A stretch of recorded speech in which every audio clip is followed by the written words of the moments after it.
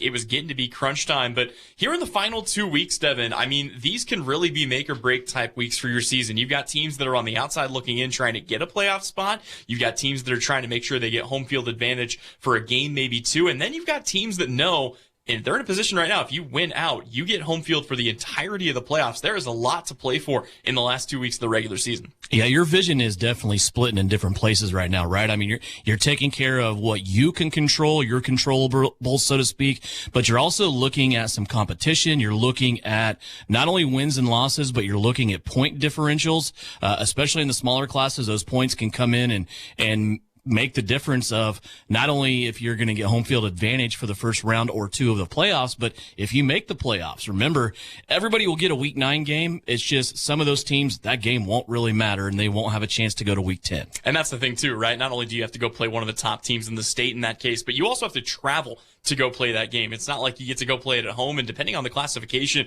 that can be quite the trek. As always, we begin by taking a look back at the scores from last week. Salina Central, who we'll talk more about in just a moment, won their game with Andover Central 23-13. Again, that was last Friday. Salina South came close, but fell to Goddard 34-27. Abilene, how about the Cowboys? A 3-0 win over Augusta, Devin. They won by a single field goal. Again, just crazy stuff out of the Cowboys. No touchdowns, still found a way to get the job done. You don't ever really expect that out of high school football at any level, but then Abilene goes and does it, and you're just kind of like, yeah, that makes sense. Again, it's just any team in the NCKL can just do something weird like that on any given night. But give Abilene's defense especially credit. Put a special team score in there, pack it up, take it home. 100%. You move on, you keep it with the NCKL. You've got Wamego defeating Chapman 55-24. Southeast of Saline handled their business 52-16 against Hillsboro. Ellsworth did the same, 42-21 over Halstead. Sacred Heart got a 44-6 win over Bennington. We thought they would. We knew they were going to come in as favorites in that game. Devin, not only do they handle their business, but like we said, they have put themselves on the path now to being district champions and potentially getting 2 home playoff games. That could be big for the Knights. Big game coming up a week from tonight for Sacred Heart when they play Republic County. Just like last week against Bennington, I don't anticipate they'll have any trouble tonight against Harrington at home. Republic County, though, in that district, they have a little bit tougher road. Actually, they have a lot of bit tougher road as they will play Valley Heights tonight, and then they will have that clash with Sacred Heart next week. So tonight, a tune-up for Sacred Heart, probably against the Railers of Harrington. Then they'll see the Buffaloes next week. That should be a heck of a game for a Week 8 next week. The last result on our 11-man scoreboard was one that left me a little bit disappointed. It was a Minneapolis team that I thought might have had a chance to go in and make some noise against a Beloit squad that has looked a little bit down this year. That did not happen. 54-6 was the final. Beloit hands the Lions a thrashing. And, boy, I don't know about you, Devin, but that one kind of surprised me a little bit. The clash of the teams that get better and better and better every single year as they go along. Minneapolis does this usually. Beloit always does this, where they just kind of start out and they're feeling their way through. I expected them to do that more this year than what they have in years past. Now, give Beloit credit. Last year, they took a really tough loss in Week 3 against Southeast of Saline, came back and nearly knocked Southeast out of the playoffs last year. We all know the story there. Southeast with a walk-off touchdown at the end. But Beloit this year with a freshman quarterback, I thought they were going to have to kind of revamp everything that they've done. And they've done that. They have a really good running back, but now they have a passing game to go with it. They have a lot of skill players back. I think this Beloit team might make some noise in the playoffs in Class 2A. I was blessed personally with maybe one of the best games of the week last week. It was El Saline at home against Little River. That's the second-ranked, undefeated Little River Redskins. El Saline down late, comes back. They score 2 touchdowns, a 2-point conversion, and they get a dramatic 22-20 victory. The first loss of the year for Little River, and that vaults El Saline into the ranked standings this week. Also, Solomon, my goodness, 74-28 against Gossel. You like offense? That was the game for you. And rounding out our scores from last week, Teskett defeats Otis Bison 54-6. We did have one game last night. This is now from this week. Salina Central and Salina South both scheduled to play at home.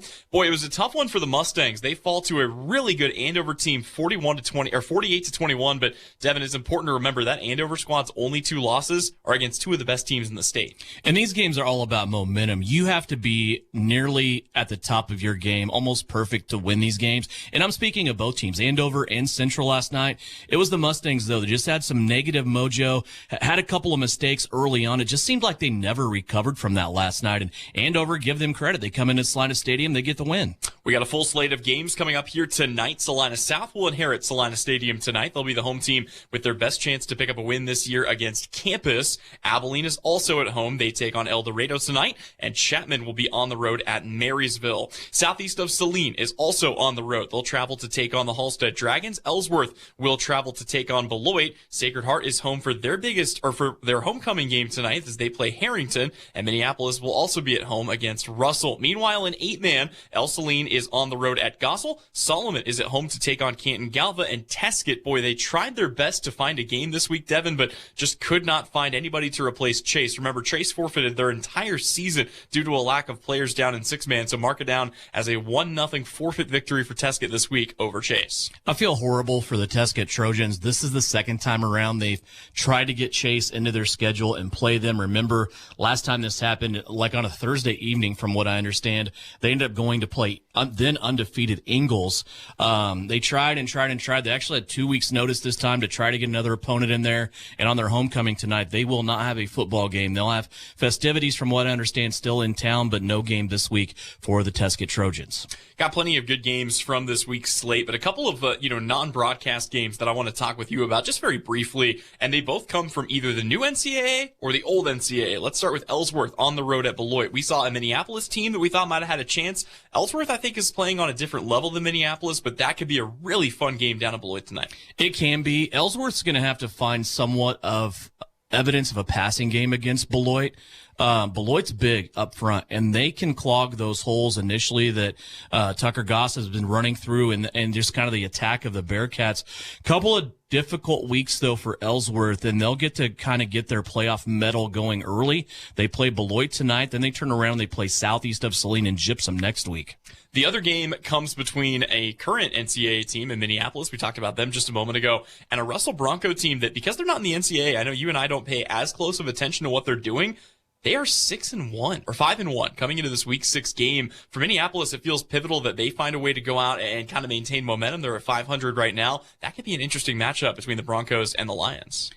From a person in myself that watches the NCAA every single week, I'm interested in this game because a couple of years ago, as you said, Russell packed their bags and they left the NCAA. I don't know why exactly. Some just kind of clutter flying around. They just felt like they couldn't compete anymore. Well, here they are, 5-1 in football, right? And you have a Minneapolis team that's kind of middle of the road. They're probably, the fourth best team in the NCAA. That I think that's kind of proven itself this year. I'm interested to see how the Lions and the Broncos go at it here tonight. This will be an interesting outcome for me to watch. So that's a look at last week's finals and this week's full slate. We'll step away, but when we come back, we'll talk with head coach Christian Ozoris of the Salina South Cougars and get his thoughts on our game of the week tonight as Salina South hosts the Campus Colts. That conversation when we return. This is the Salina Post Sports Friday Night Preview Show presented by Kansas Wesleyan University. 1, 2, 3, 5. It's third down and 8 for the Trojans. They really need to make the right call here. During the football game, it's crucial to make the right call. And in real estate, one call can bring a positive outcome from your real estate experience. Whether you're looking for real property, upsizing to make room for the family, downsizing, or acquiring investment property, call Winnell Garrettson at salinahomes.com. What a call! Touchdown, Trojan! Buy or sell, call Winnell. New Image is offering ceramic tint. If you are sending your child off to school or your wife on a road trip, ceramic tint offers heat rejection up to 90%, privacy in a college town or in the city, and it helps keep wear down on the AC system, making the car easier to cool down. Never worry about you or your kid locking their keys in the car. With Drone Mobile, you can unlock their car for them from anywhere. Vehicle breakdown in an unknown area, GPS locating helps roadside services find your loved one quickly with the ability to send the vehicle location directly to the rescue squad. New Image Audio, your official tinting establishment for over 14 years, located at 340 South Broadway in Salina. Phone calls are welcome. Whether on the field, court, or in the operating room, experience matters. A coach loves an experienced team just like a patient values an experienced doctor. Salina Ortho has ABOS board-certified physicians with over 40 years of orthopedic service. If you need help staying active or just want to discuss options regarding the newest techniques and services and specialties that Salina Ortho provides, see one of our trusted physicians or visit salinaortho.com. Salina Ortho, your voice, your choice, past, present, and future. Hey Trojans fans, this is Angela Gephardt, proud wife of Southeast Saline head coach Mitch Gard. Just like the Trojans strive for excellence on the field, the Bank of Tesket goes the extra mile to offer top-notch checking accounts that fit your style. Whether you're managing your day-to-day expenses or planning for the future, our checking accounts are easy, convenient, and tailored for you. Plus, with your local roots and friendly service, we're here to support you every step of the way. Go Trojans! Bank of Tesket, member FDIC. And now back to the Salina Post Sports Friday Night Preview. Welcome back in here on the Salina Post Sports Friday Night Preview Show. We've got a good one coming up for our game of the week. It'll feature Saline taking on Little River in a battle of ranked teams down in 8-man Division 1. Earlier this week, we had a chance to sit down and chat with head coach Joe Roach of the Saline Cardinals. Let's take a listen in on that conversation now to get you ready for tonight's game. So your team is off to a hot 4-1 start again. You've won your last 4 games by a combined score of 204-6. You know, if you take all these games as kind of a package deal, you know, what's been the best thing that you've seen out of your guys so far this year? I really enjoyed watching us become better progressively over the course of this season, and trying to figure out what kind of offense we are has been an interesting process, and watching our defense come together and stay consistent and disciplined, and all that being done with some hard work during practice and some communication. It's you know, as an educator, as a dad, it's really cool to see the boys come together. I'm sure it's hard to, you know, kind of nitpick and critique when, you know, your teams have won the games by halftime in the last 4 weeks. But at the same time, you know, despite the dominant wins, where would you still like to see this team improve as we head into the home stretch of the season? Run game, definitely. I'm a running type coach. I want to spread the ball out and have a good mix between run and pass. But you know, in Kansas and just in football in general, if you can't run the ball on 3rd and 2 or 4th and 1, then you're going to struggle. And sometimes we haven't been as confident as we need to be as an offensive unit, especially of an offensive line, to just play reckless. They're always they're smart kids and they're great guys. But, you know, they're thinkers at the same time. And if you spend too much time thinking in football, you know, the game kind of gets past you. So I'd like to see us get a little bit better in our run game and open up some bigger holes for our quarterback and our running backs. Other than that, you know, let's just keep progressing. Let's just keep progressing and always stay in communication. I know a lot of people have been impressed with, you know, the high scoring outputs with what they've seen out of Cass Kramer and Reese Crone, but I've been impressed with the defense. You've pitched 3 straight shutouts. You've given up 6 points total in the last 4 weeks. What do you feel like has kind of become the biggest strength of your defensive unit this year? Well, if you throw the ball up, if you just chuck it up there, you might as well just punt it. You know, because somebody in an Saline uniform is very likely to grab it and run the other way. And that is, you know, for 8-man teams, you know, when some teams, you know, they spend a lot more time on their run game than their pass game. So you can't just, you know, just make boneheaded plays and throw it up there and expect everything to be good. Our defensive ends they like to terrorize quarterbacks, and they do a great job of it. Reese Crone and Trey Williams. And it's been really fun to watch the cast of characters that we throw in at nose guard and how they can terrorize centers, being all shapes and sizes. They have fun. They enjoy it. They root for each other. They're like this little group, and we just love them. And watching our linebackers come together because they're both new. We're trying to get healthier in the linebacker position with Jackson Seed, you know, coming from an ankle sprain. But Julian Roach and Asher Care have done a great job. So I'm not surprised at the quality of our defense, but I am very pleased at the progression. You know, taking a look at that offense for just a moment, I know I mentioned a couple of those names. Reese Crone and Cass Kramer have been a problem for opposing defenses so far, 22 touchdowns between them. You know, what, from a coaching standpoint, makes those guys such dynamic athletes? Well, their leadership qualities are wonderful. The way they talk to their teammates, and, you know, they're kind of demanding sometimes, you know, but, you know, leaders got to be that way. And if they're not, then nothing may be getting done. So I like it. I know our team enjoys blocking and playing for them. But they're not the only ones by far. If you forget about Trey Williams, he's in the end zone with the ball in his hands. If you forget about Landon May, he's catching one over your head. So, and Jackson Seed, man, wait till you see Jackson Seed at his full potential. Totally healthy. He's going to be fun to watch as well. So, we have some weapons, but those two, Reese and Cass, are our main two, I would say. This game, I mean, let's face it, this was an instant classic last season. It came down to the final handful of plays late in the fourth quarter. Little River's a program that's always strong. They won a state title back in 2020. Do you like having games like this one on your schedule that kind of help prepare you for postseason play? Yes, most definitely. Central Plains coming up is going to be another one of those games. Hanover, our first game of the year for the past couple of years.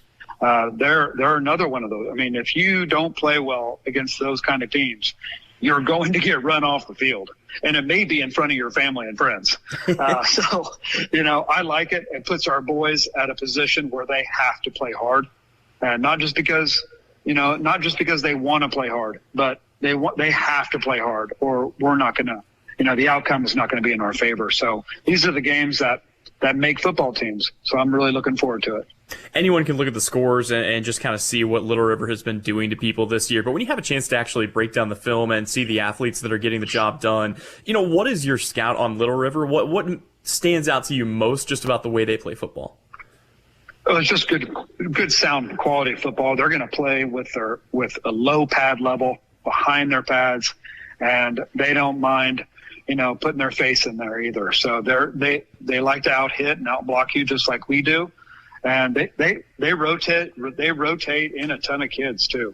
So that's very impressive to see on film, is the trust that he has in multiple kids in multiple positions. They play two quarterbacks, multiple running backs, multiple offensive linemen. So Coach Ayers does a great job over there. So we have our work cut out for us for sure. I'm glad you bring up the two quarterback thing, because you look at the depth chart and you're right. They've got Jackson Conan and Jaron Garrison. There's really not a drop off, at least not from what I see, between those two guys. And they do seem to kind of mix those in. What are some challenges of playing a team where, series to series, you don't really know who's going to be under center? Yeah. I mean, you got to know who's under center, and then the kind of offense that they're going to run. If Garrison is behind center, man, you better be ready for that ball to come straight at you, and it's going to come at you with an angry attitude. He runs hard. He's aggressive. The Conning kid is different. He's a little bit taller, a little bit thinner, but he's a great decision maker, and he's a good athlete. So, he just. They're going to run some plays out of some sets, and hopefully we can get some tendencies out of that as the game goes on. So it'll help with that whole two quarterback situation. Kind of flipping fields on you here. Defensively, Little River has also pitched 3 shutouts. How do you move the ball efficiently against a defense as strong as what they have? Man, you better come ready to play, and you better come ready to block and stay behind those blocks, because if you try to do something on your own, they're going to crush you and they're going to swarm you, and you're going to be definitely behind the chains. So we just have to be efficient and play for one another. Well, and last thing for you, Coach, we ask every coach every week, but, we've talked a little offense, a little defense. If you boil it down, though, what is it going to take to beat Little River on your home field here in back-to-back seasons? What are your biggest keys to the game to get a win in this one? Yeah, it's homecoming for us. So there's going to be a lot of people in the stands, a lot of people to play for. So we're going to have to control our emotions and harness that into a way that's positive for El Saline. And if we can out hit them and out block them, that'd make everything a perfect world in my book. But that's going to be a tough job. Little River wants to do the same thing. So let's control the clock, control the ball, and stay away from bad penalties. Once again, that was Joe Roach, head coach of the El Saline Cardinals. We'll step away, but when we come back, it's the final segment of Friday Night Preview. We'll get you a preview of what you can tune in for across our Salina Post Sports Network later tonight. When crop and weather conditions are just right, you need to bale as much as you can, as fast as you can, all while putting up the highest quality product possible. Case IH round balers have the reputation as the hardest working balers in the business to consistently build dense bales with square shoulders that don't sag. No matter the crop or field condition, bale more with Case IH round balers. With easier maintenance and serviceability, you'll spend more time where it counts. In the field, baling hay. Ready to build a better bale? Contact Can Equip in Solomon. You're a working man with a job to do. This is Jeff with Vanderbilt in Salina. Some people call us the work boot center of the universe. With over 10,000 pairs of boots in stock, yes, that's 10,000 pairs of boots under one roof. Hundreds of styles to fit your working, riding, or walking needs. Stop in and try on a pair of boots from the old classics to the new technology to find the comfort and durability you're after. Are you looking to upgrade your home with high-quality flooring and appliances? Look no further than Salina Appliance and Flooring. We're your one-stop shop for all your home improvement needs. We offer a wide selection of flooring and appliance options. Visit our showroom today located at 740 North 9th or our website at salinaappliance.com. The Appliance Center, your local, trustworthy, and family-owned appliance dealer, providing sales, service, and parts for Salina and the surrounding area since 1980. The Appliance Center, just north of Ace Hardware on Broadway in the red and white building. Stop in today and experience the Appliance Center difference. For 40 years, Phillips Seed has delivered top-quality certified seeds. With wheat drilling season approaching, now's the time to reach out to Phillips Seed Farms for the latest variety options and tailored seed treatments. It's also the perfect opportunity to plant your corn hybrids and soybean varieties for the 2025 planting season. Visit PhillipsSeed.com, follow us on Facebook and X, or connect with a local seed dealer near you. Phillips Seed, serving, innovating, growing since 1985. And now back to the Salina Post Sports Friday Night Preview. Welcome back in here on the Salina Post Sports Friday Night Preview Show presented by Kansas Wesleyan University. Tyler Henry joined here by Devin Haney, getting you ready for our broadcast coverage throughout the course of the weekend. And we're actually going to begin with Saturday's game. Kansas Wesleyan will be back in action following the bye week, and Devin, they needed it. You look at that game, they lost to a nationally ranked Evangel team on the road, 7-6. They were right there, but they were without their starting quarterback, starting running back, starting left tackle, and second best wide receiver. Now the Coyotes have had a week to rest up and get healthy, and they will travel to Leavenworth to take on St. Mary. Pregame begins at noon, kickoff at 1 o'clock tomorrow. Important for the Coyotes to get back on the winning side, right? They've had a couple of weeks now to kind of move some things around according to personnel, according to whoever is available. We all know injuries happen. It just depends on how you respond and how you react to them. I'll be interesting to see what the Coyotes do. Should come home with a road win, though, I think, and just kind of move on through their season. That bye week, I think, came for them at a really good time last weekend. Yeah, it certainly did. A St. Mary team is no pushover, by the way. They beat Tabor on their best day, but they lost to Bethany on their worst day. Just kind of a tough team to nail down at this point in the season. Tonight, we've got 3 great games for you on our Salina Post Sports Network. You can check it out on Salina Post or on our Salina Post YouTube page. Let's start with Sacred Heart because they are on a roll. They are on their first 4-game winning streak, Devin, since back in 2013. This is a team that has picked things up dramatically, and they should be in for another win tonight. They play a Harrington team that has not won a game since 2023. You know, realistically, this should be a walk-through win for the Knights to build momentum ahead of a big one next week. Yeah, and a big one at home for Sacred Heart to just kind of, like we said, polish things up, get things ready for next week. The playoffs for the Knights start next week. I mean, it will be a Republic County team coming in, maybe a one-loss Republic County team that they'll get to play next week in Belleville, and then you just go right into the playoffs. So a tune-up tonight. I don't anticipate any problems, though, for Sacred Heart running that winning streak up to 5. Shouldn't be. We've also got a big one on our Game of the Week. That's brought to you by Kelly Kitchener at Shelter Insurance this week. Devin, we got to talk about the Salina South Cougars. They are probably, and I feel confident saying this, the best winless team in the state of Kansas. Last year, they played the same slate of opponents. You look at it, it's brutal. Salina Central, Maize South, Derby, Hutch, Valley Center, and Goddard. Those teams this year have a combined record of 25-11, and they have improved their result, despite being 0-6 in those games, by 173 points. That included three one-score losses. This team is right there. You can see how close they are to turning the corner, and tonight against Campus, they have a chance to do just that.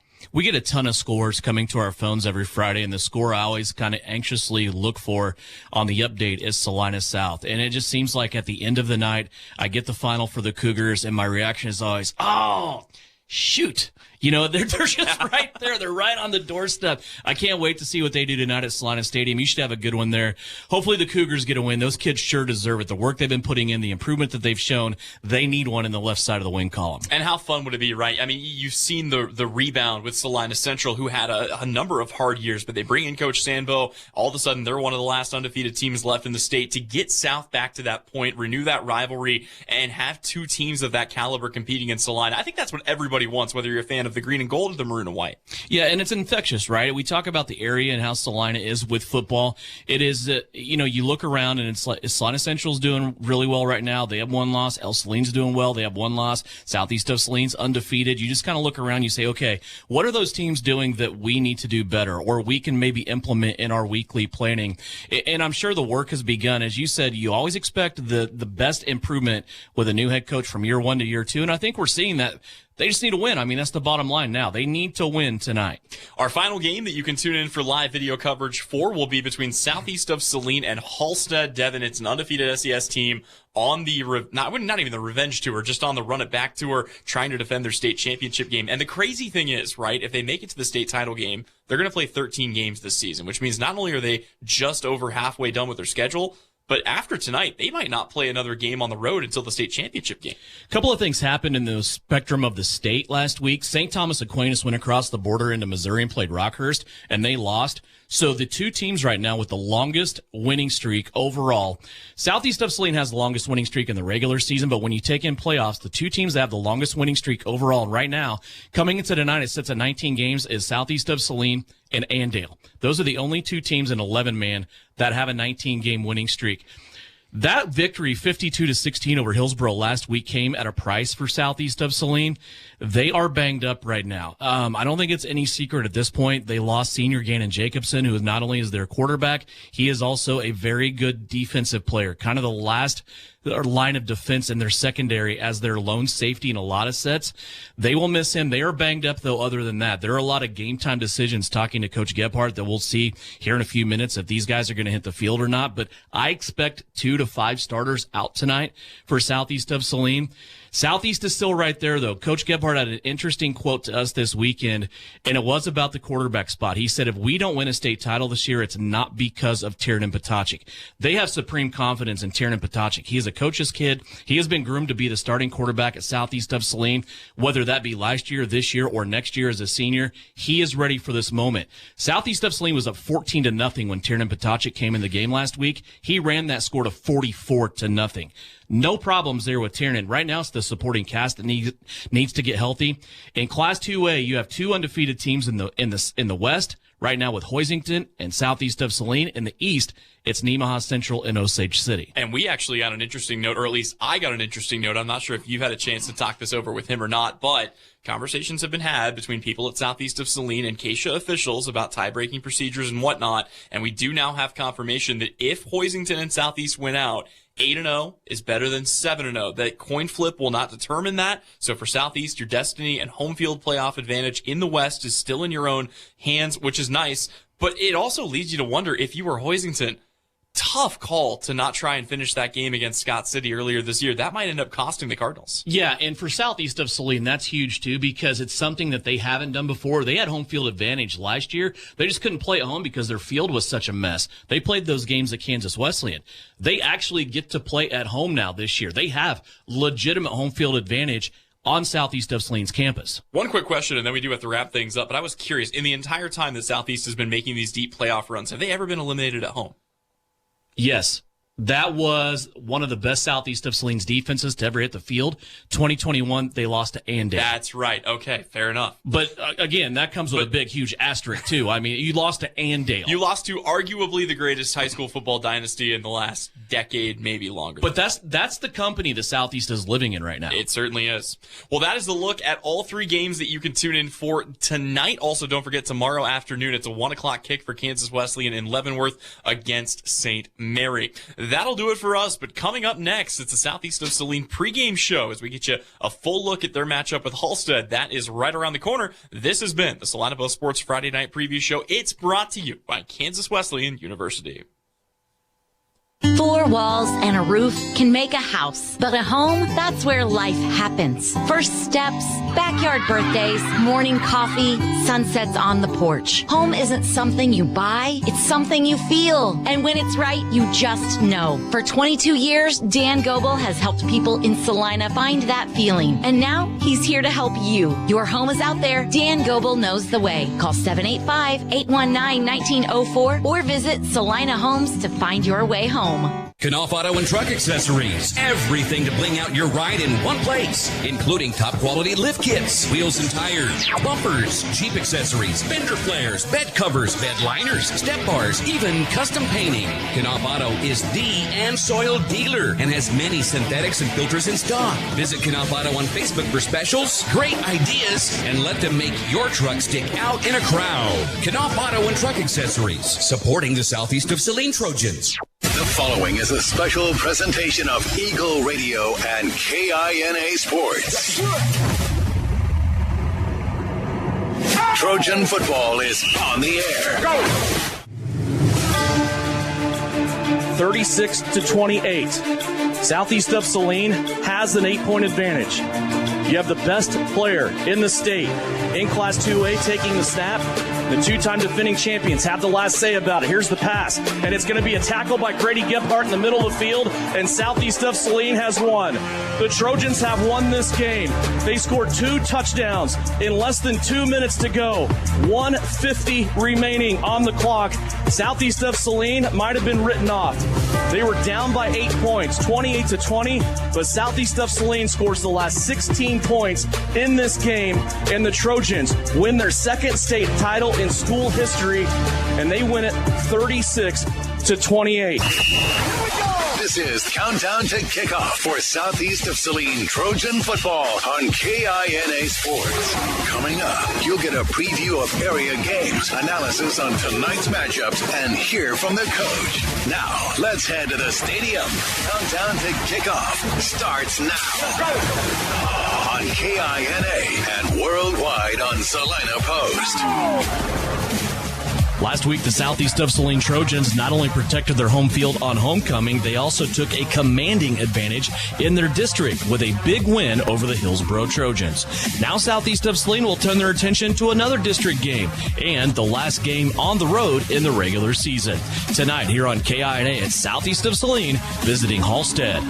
Good evening and welcome in to Halstead High School. It's week number 7 of high school football here on KINA. Southeast of Saline visiting the Dragons of Halstead High. My name is Devin Haney. I'll have play-by-play of tonight's contest. With me in the booth is Tyler Smith. Producing and engineering back at the KINA studios in Salina is Nick Garst. And producing that live stream video that's free of charge, live and on demand on Salina Post on YouTube is Trey Tolley. That's presented tonight by Asaria Oil and Hardware.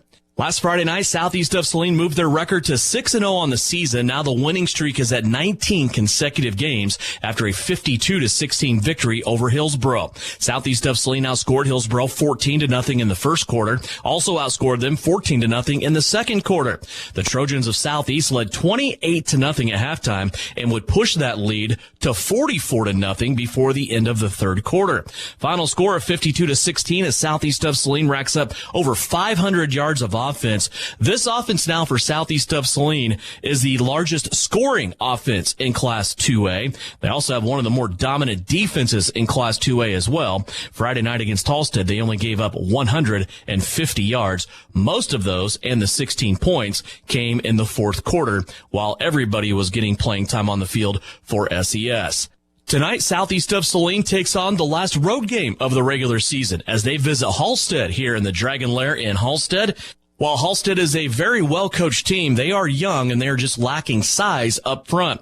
We'll talk to head coach Derek Ret coming up about that in the next segment. And then coming up in segment 3, we'll visit with Mitch Gard in our weekly sit-down, see what's going on in the world of the SES Trojans and the defending Class 2A state champions. Countdown to kickoff is underway for Southeast of Saline Trojan football, and it's brought to you by L&L Advisors. Open enrollment time is here for Medicare. Make sure you are consulting and having conversations with familiar people, faces you know and names that you trust. That's at L&L Advisors, a location in downtown McPherson, also 2 locations in Salina, one in the Central Mall and another one in their main offices just off Crawford and Roach over by Salina Stadium. L&L Advisors, a proud supporter of Southeast of Saline sports and academics, always saying go Trojans. When we come back, Derek Ret, head coach of the Halstead Dragons, will join us as you listen to Countdown to Kickoff worldwide on Salina Post and locally right here on KINA. The Kansas City Chiefs earn championship rings, bold, brilliant, and one of a kind. Now you can have a ring that's just as unforgettable. At Vernon Jewelers in Salina, we create custom rings that tell your story. From stunning engagement rings to personalized designs, our craftsmanship makes every piece a winner. Celebrate life's biggest moments with a ring that's truly yours. Stop by Vernon Jewelers, downtown Salina since 1884. We're not old, we're just really good at what we do. Your next visit to the doctor for an upcoming procedure or surgery should start with a conversation about Salina Surgical Hospital. Hi, this is Geraldine Diedrich, and we are truly committed to fostering your health and well-being. From outpatient procedures to inpatient stays, you will feel the difference in our excellent care and compassion. Talk to your doctor about scheduling your next procedure at Salina Surgical Hospital. Your surgical experience is our specialty. Salina Surgical Hospital is partially owned by a group of local, community-involved physicians.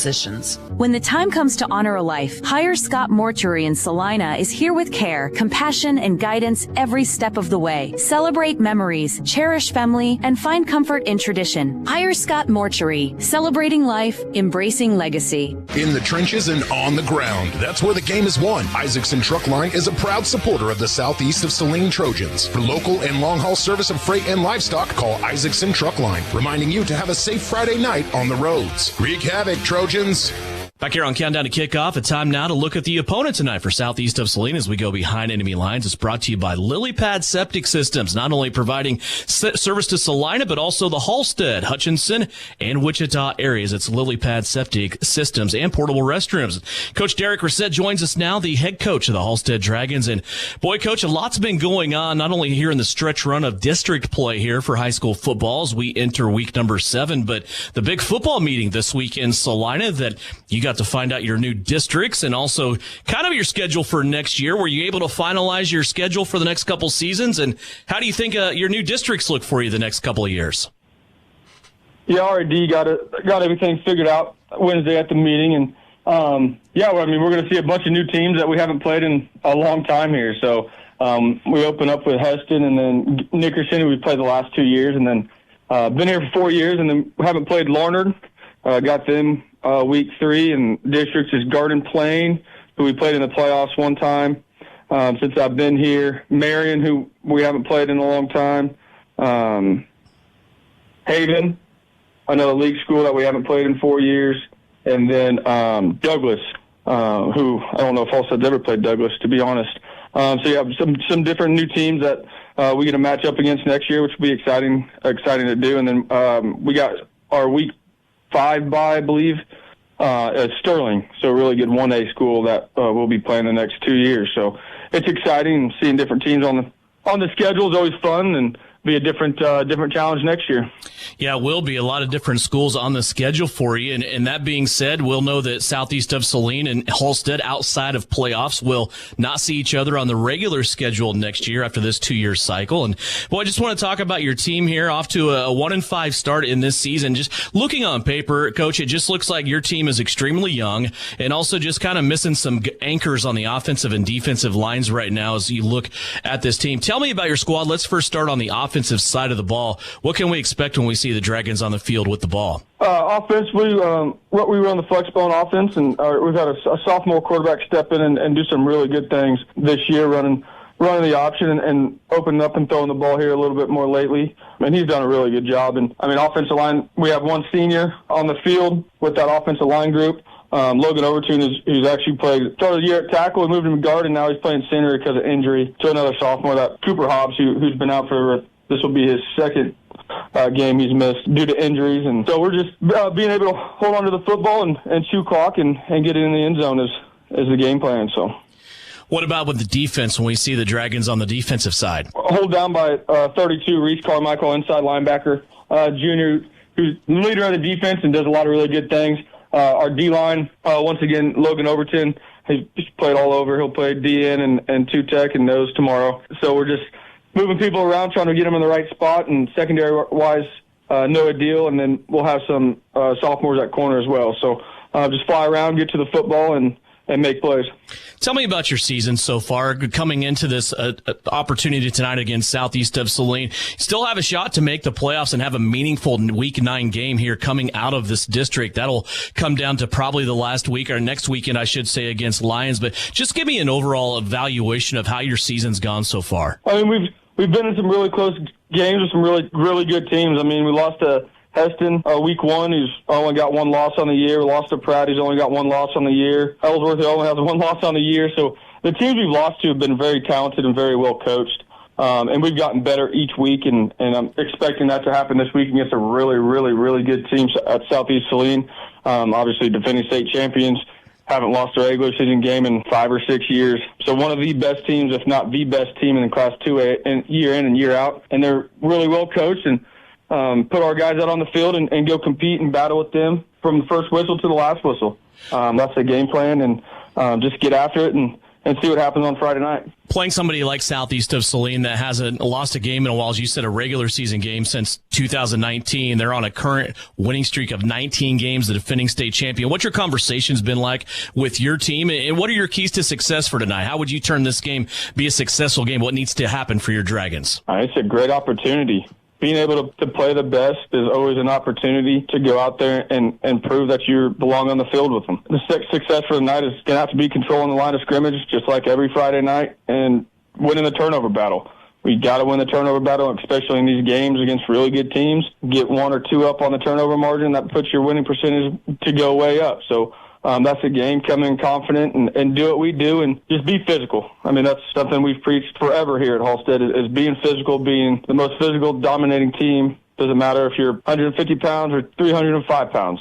The most physical guy is going to win the football game. Derek Ret, he's the head coach of the Halstead Dragons. His guys tonight hosting Southeast of Saline here in Halstead. Coach, thanks for your time. Best of luck to you, not only tonight, but the rest of the way. Thank you, sir. That's a look at the Halstead Dragons as we go behind enemy lines tonight with head coach Derek Ret, brought to you by Lilypad Septic Service and Portable Restrooms, serving not only the Salina area, but also the Halstead area and across central Kansas. Also, tonight's broadcast is brought to you in part by Kansas Bankers Technologies, powering secure, compliant IT for your bank.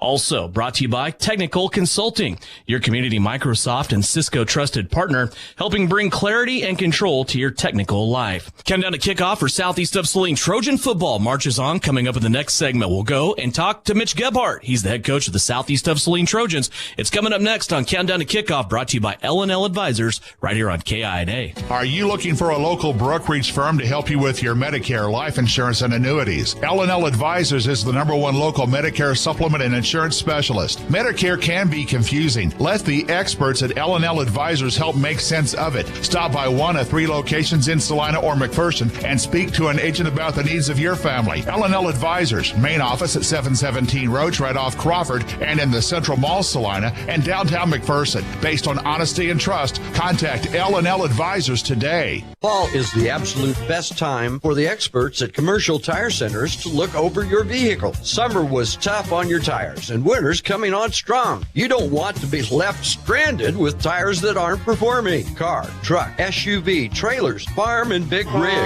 Commercial Tire will help you keep safe and productive. Commercial Tire Centers, West Crawford and North 9th in Salina. Commercial Tire Centers, where service is everything. The hours of drills, the pre-dawn workouts, the hundreds of laps. It takes hard work, passion, and drive to do what you love. When you're sidelined by injury, Salina Regional Sports Medicine is just as committed and works just as hard to get you back in the game. Salina Regional Sports Medicine, 785-452-7366. SalinaRegionalSportsMedicine.com. Frisbee Construction is a service organization for the commercial grain industry dedicated to giving you the best in planning, the best in quality, and the best of workmanship, and overall the best value for your dollar since 1949. Frisbee Construction specializes in new construction as well as remodel and repair of grain handling facilities throughout the Midwest. Frisbee Construction Company in Gypsum has emergency crews available as needed. For more information, go to frisbeeinc.com. Back here on Countdown to Kickoff, getting ready for week number 7, Southeast of Saline football on the road, the final road game of the regular season here in Halstead. Time now for our pregame chat. It's brought to you by Frisbee Construction with Southeast of Saline head coach Mitch Gard. And coach, boy, a big victory for you last week on homecoming, 52-16. You were able to get a victory over the Hillsboro High Trojans. Your overall thoughts on this game? Pretty good start for you, and you just kind of sustained that throughout the contest. Yeah, I really felt like we came out and we're ready to go against Hillsboro. Hillsboro does a nice job with the kids they have. I mean, their quarterback and running back are very good, and they've got some good receivers. And, I felt like our defense did a good job and kind of set our offense up to get things rolling. So, I thought we just kind of kept moving forward there and did a nice job to start the game out. 28-0 at halftime. You were able to stretch that lead out to 44-0 going into the fourth quarter. I just really thought, again, I want to say we don't talk about the defense enough, but I don't know what to say about them. I'm out of adjectives about the defense. Boy, they just shut down what looked to be coming in a really, really good Hillsboro offense, especially on the ground. They ran the ball really well coming into this game, but you guys, your fellows on defense just weren't in the mood to give anything up. Well, I felt like we played physical.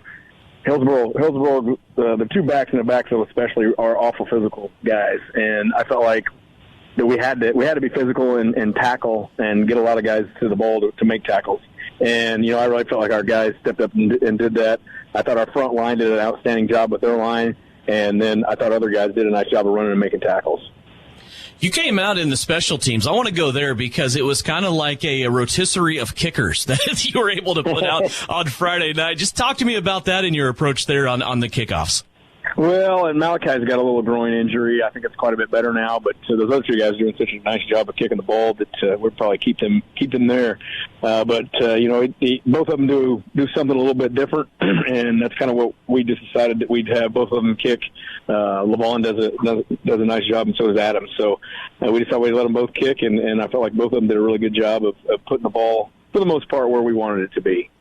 Let's go to offense now. 518 yards of total offense. I really enjoy the 3 running backs that you're able to plug in there. When you start out with Grady, then Amarion Holub gets some carries there. Then, of course, you go to Levon Hopkins. I know it's a testament to the guys up front that are blocking and playing offensive line. No matter who's there, they're doing a great job this year.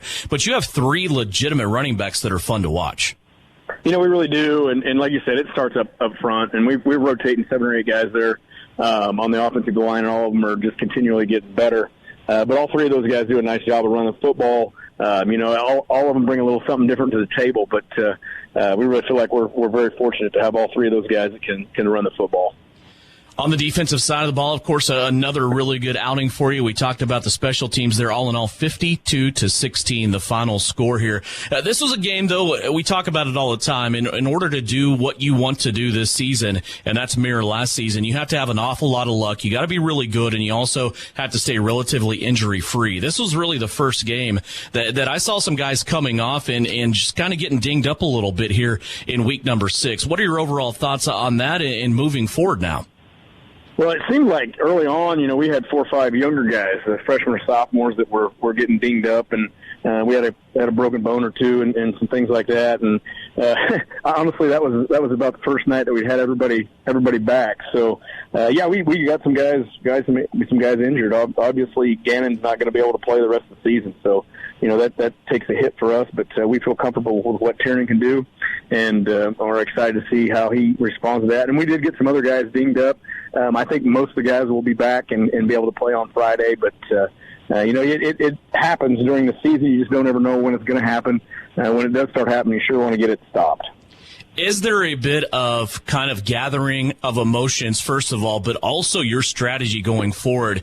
If you have a guy that's day to day, week to week, you don't know if he's coming back, one of those types of injuries, it's kind of tough to plan for, right? And I'm trying to paint the positive picture here. You know that Gannon's not coming back, so now your focus is on Tiernan and moving forward on that.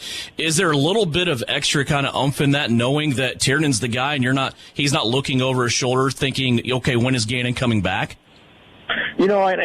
don't know. We've been preparing Tiernan for years to step in this situation, and whether it was the beginning of next year or week 2 of this year, whatever that looks like. So we felt very comfortable when Tiernan moved in there and took those snaps for us, and we're excited to see what Tiernan can do. And when you talk about the week to week with guys that maybe can come back or not come back, a lot of times we just act like they're not going to be back, and then when they do get to come back, it's a bonus for us. So I think Tiernan's ready for this job, and he's definitely earned it, and it's his time to get after it. How was your week for you? Still all levels going on with Southeast of Saline football. I had a chance to talk a little 5th grade Southeast of Saline football with Brett Harmon this week, so that was fun to talk to him and see how those kids are doing. How's everybody else doing at Southeast? We've been doing well. Our guys last week went over to Smoky Valley and got a win over there. The 8th graders did. 7th and 8th grade went over there and got a win at Smoky. And our JV went to Hillsboro this week and played a nice football game and beat them 38-0. Hillsboro's got some good young kids coming, so it was good to see our guys battle there. So I know both of those groups are doing well, and I've watched a little 4th grade and some 6th grade, but I haven't got to see any 5th grade football from out here. So I'll have to try to pay attention a little more. They're doing well. As I can report back, they're doing well also. So it's good to hear that on the 5th grade level. A couple of games now in district play. 2-0, of course, in district play. You've maxed out. You got the plus 21 in both of those games. Now another district game here. It's the last regular season game on the road. And if you continue on now through tonight and through tomorrow night, it may be the last road game of the season before possibly a game down the line in Hutchinson. This is a game against the Halstead Dragons. What do you see on film when you look at the Dragons? I see some backs that run the ball very hard that we're going to have to pay attention to. They do run a little veer, so we got to make sure we're paying attention to who has the football and make sure we get to where we need to be and be disciplined when we do that. We need to get a lot of guys to the football and get them tackled. They run the ball a little bit. It's going to look a lot different, but they run the ball hard, just like a lot of teams that we play. And we got to make sure that we're disciplined and we get a lot of guys there to make tackles. And defensively, they do a nice job. Their record is 1-5, and we know that. But they played an awful tough schedule and played against a lot of good football teams. So we got to make sure that we're doing what we need to offensively. This is a game that you're going to have some pieces that are moving around just because of some guys that are just kind of taking some plays. Not as many as what they have been. They might be moving around to a different position or things like that. This is a game that you really want to see those kids that have come in the 3rd and 4th quarters the last few weeks come in and take their responsibility and be in their roles, isn't it? Yeah, it really is.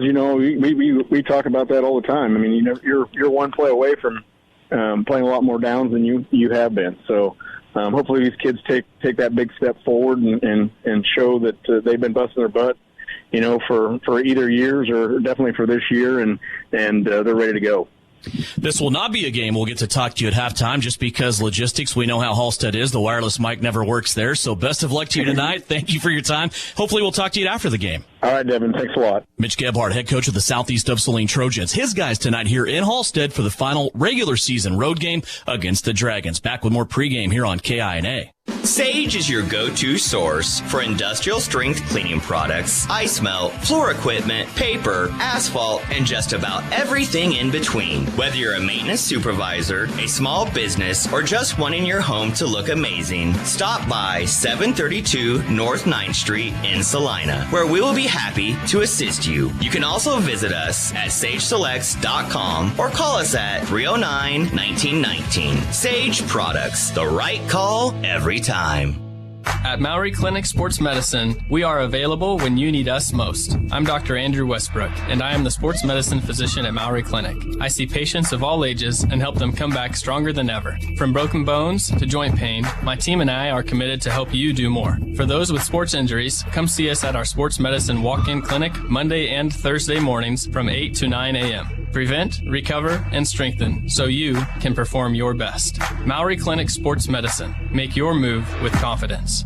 The Trojans are experts in precision passes, and Everhart Precision Ag are your experts in grid soil sampling. Everhart Precision Ag does all the sampling and data analysis in-house, keeping it local and close to the farm. They're also your local channel seedsman, selling all seeds with an emphasis in corn and soybeans. Trust Matt Everhart and Lane Hensley at Everhart Precision Ag, serving Saline, Dickinson, McPherson, and Ottawa counties, and also supporting southeast of Saline Trojans. For more information, visit everhartprecision.com.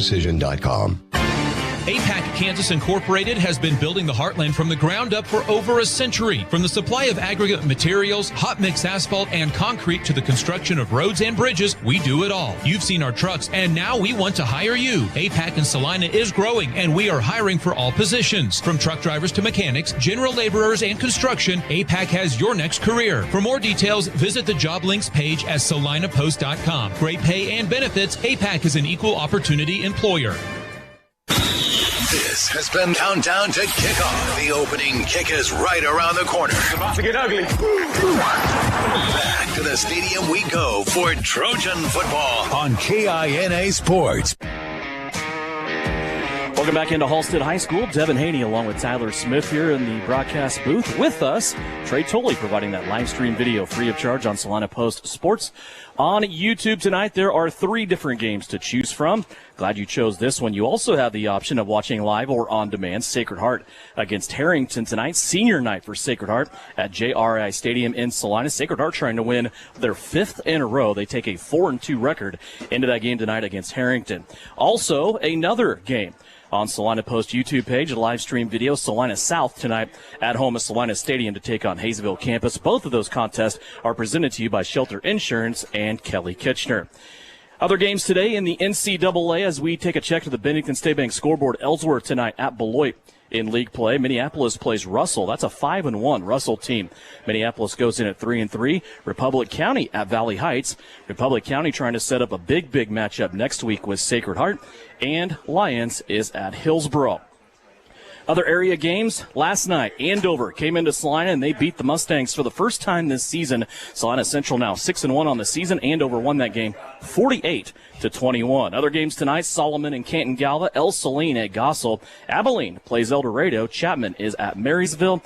And a district game in this district, Halstead and Halstead and southeast of Saline, of course, and then you also have Lyons, Hillsboro, and Ellsworth. We're keeping track of all those standings. Southeast right now comes in at 2-0 and the maximum amount of points. A game we'll keep an eye on, I trust, Tyler, in 2A. Osage City goes into Silver Lake tonight. That is the marquee matchup in Class 2A for this evening. Our field conditions and our weather conditions brought to you by the Kniper Agency of Farmers Insurance in Salina. 76 degrees here at kickoff. It will drop about 8 degrees during this game. By the time we get out of here, 23-mile-an-hour wind blowing out of the north-northwest. As we see the captains come onto the field now, it's Brody Chambers, Grady Gebhardt, and Gannon Jacobson. And that victory last week against Hillsboro, as we've talked extensively on pregame, Tyler, came with a price, and that was the senior leader of this team, Gannon Jacobson, not only the quarterback, but also kind of that defensive secondary patrol guy. He is out for the season, will not play football again for Southeast of Saline. And as unfortunate and as sad as that is, you have to move on, and Southeast of Saline will attempt to do that here tonight. Yeah, without a doubt. You know, we talk about this all the time, and Coach Gebhardt, you know, the emphasis is always going 1-0. It's our job to talk about what this does, you know, what this projects out for the rest of the season. But Coach Gebhardt doesn't care about the rest of the season. I mean, he legitimately lives this 1-0 lifestyle, and that's exactly what this whole team also lives. Walking through the halls, you know, talking to these guys, you know, about the Jacobson injury and about Potachik taking over at quarterback. They don't care. I mean, they obviously care, but they're concerned about going 1-0. They're concerned about winning tonight's game. They don't look beyond Halstead right now, and they're excited. Like, they understand there's a new opportunity for them. They get to play different roles, do different things. It's no doubt that losing Jacobson's big, but again, it goes back to what Coach Gebhardt's preached to these guys. It's go 1-0. Southeast of Saline comes in wearing their white jerseys, purple helmets with the Trojan mascot on the side. Lions will wear their all-blue pants and uniforms. They have a white helmet with their Halstead logo on the side as the coin toss has just happened, and we'll have it for you here momentarily. Is this game here brought to you tonight by Asaria Oil and Hardware, jumping on board and making sure that you get the broadcast here on KINA and also live stream video paired with the radio broadcast. That is on YouTube at Salina Post Sports. Well, a big one here tonight, Halstead and Southeast of Saline, a district game. Halstead comes in. They've lost the last 3 to Southeast of Saline.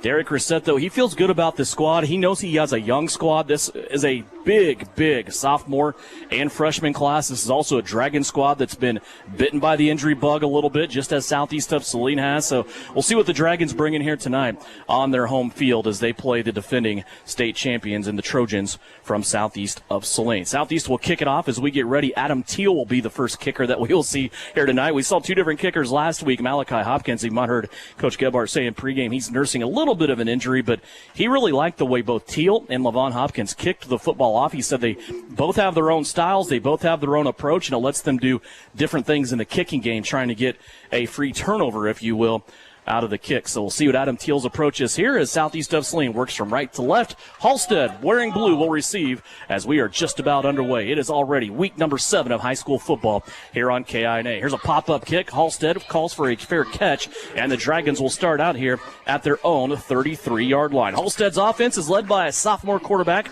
It's Damian Willock. He's 6'1", 160 pounds.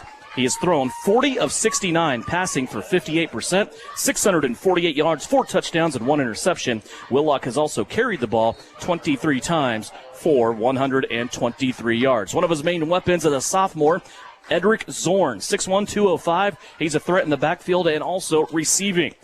They're going to stick it in the belly of the first guy through. Halstead plunges ahead, gets a couple of yards. That's Reese Carmichael, 5'8" junior, 175 pounds. He will take 5 yards on his first carry of the game. He comes into tonight, 48 carries, 216 yards. Carmichael has been dinged up here through the first 6 weeks by injury, but they feel like he's finally pretty healthy coming into this game here tonight. We'll see him a lot coming up on defense. Yeah, you see that first play for a 5-yard gain. This flex bones, it's tough to get used to. You try to emulate this at practice, you can't do it. You can't emulate it. It always takes defenses a few drives. Love the play call right there. Here's a pitch pass, and Halstead's going to score. It's a long one down the field. The Dragons with a little bit of trickeration as they score the first touchdown of the night, and it comes from 62 yards away. Well, yeah, you see it right there. So you're focused on the run. I was just getting ready to get into that. You're focused on run with this flex one. Love the play call from Coach Derek Ret. You know that everybody's focused on there. You see the pitch. You see the halfback pass. Just burns Southeast Saline for a big touchdown. That's exactly what you need to get you ignited if you're Halstead to get this crowd on your side. Noah Deal all the way down the field. He's the leading receiver for this Halstead team, and it comes with 11:20 left to go here in the first quarter. The extra point is up and good by Carlos Martinez, and it didn't take long. It's a 2-play drive for Halstead, and the Dragons score. They're up 7-0 as we take our first time out. You're listening to Trojan Football here on KINA. Insurance is something we all need in our business, home, car, and life. But do you really understand what's covered? And most importantly, what you are paying for? Hi, this is Rob Carlson in the Salina office of Smart Insurance. Change is good, especially if you haven't looked at your insurance policy lately. I can help you understand what you need and where the gaps are in your coverage. We provide free quotes and take pride in looking out for you. Smart Insurance, with locations in Salina, Abilene, and Harrington. Give us a call today. You're listening to Southeast of Saline Football on KINA. Underway. Brock Odendahl to Noah Deal. 62 yards down the field. Well, 2-play drive there for the Halstead Dragons. And Devin, I love that play call. Like, what do you have to lose, right? Like, you're coming out, you're throwing haymakers from the get-go. Just a great play call from Ret. Great execution from Halstead. They got 7-0 lead, and they're coming with the onside kick. Here's an onside-er. Halstead recovers it. Boy, they're out there. They got a couple of kids with a cast and everything on that coverage team, and Noah Deal is the one that recovers the kick for Halstead. So the Dragons not messing around. When I talked to Derek Ret in pregame, I asked him about his approach to this game and playing the defending state champions, and he said, without hesitation, boy, what an opportunity. And I think we're seeing that here. Yeah, without a doubt. I'll tell you exactly what this Sunday night coaches meeting was like. It's like we're throwing everything at him. Like, this is an opportunity. You can tell. You see Reset, he's had great teams come through Halstead. He's chomping at the bit, wants to go. This has just been a fantastic start from Halstead.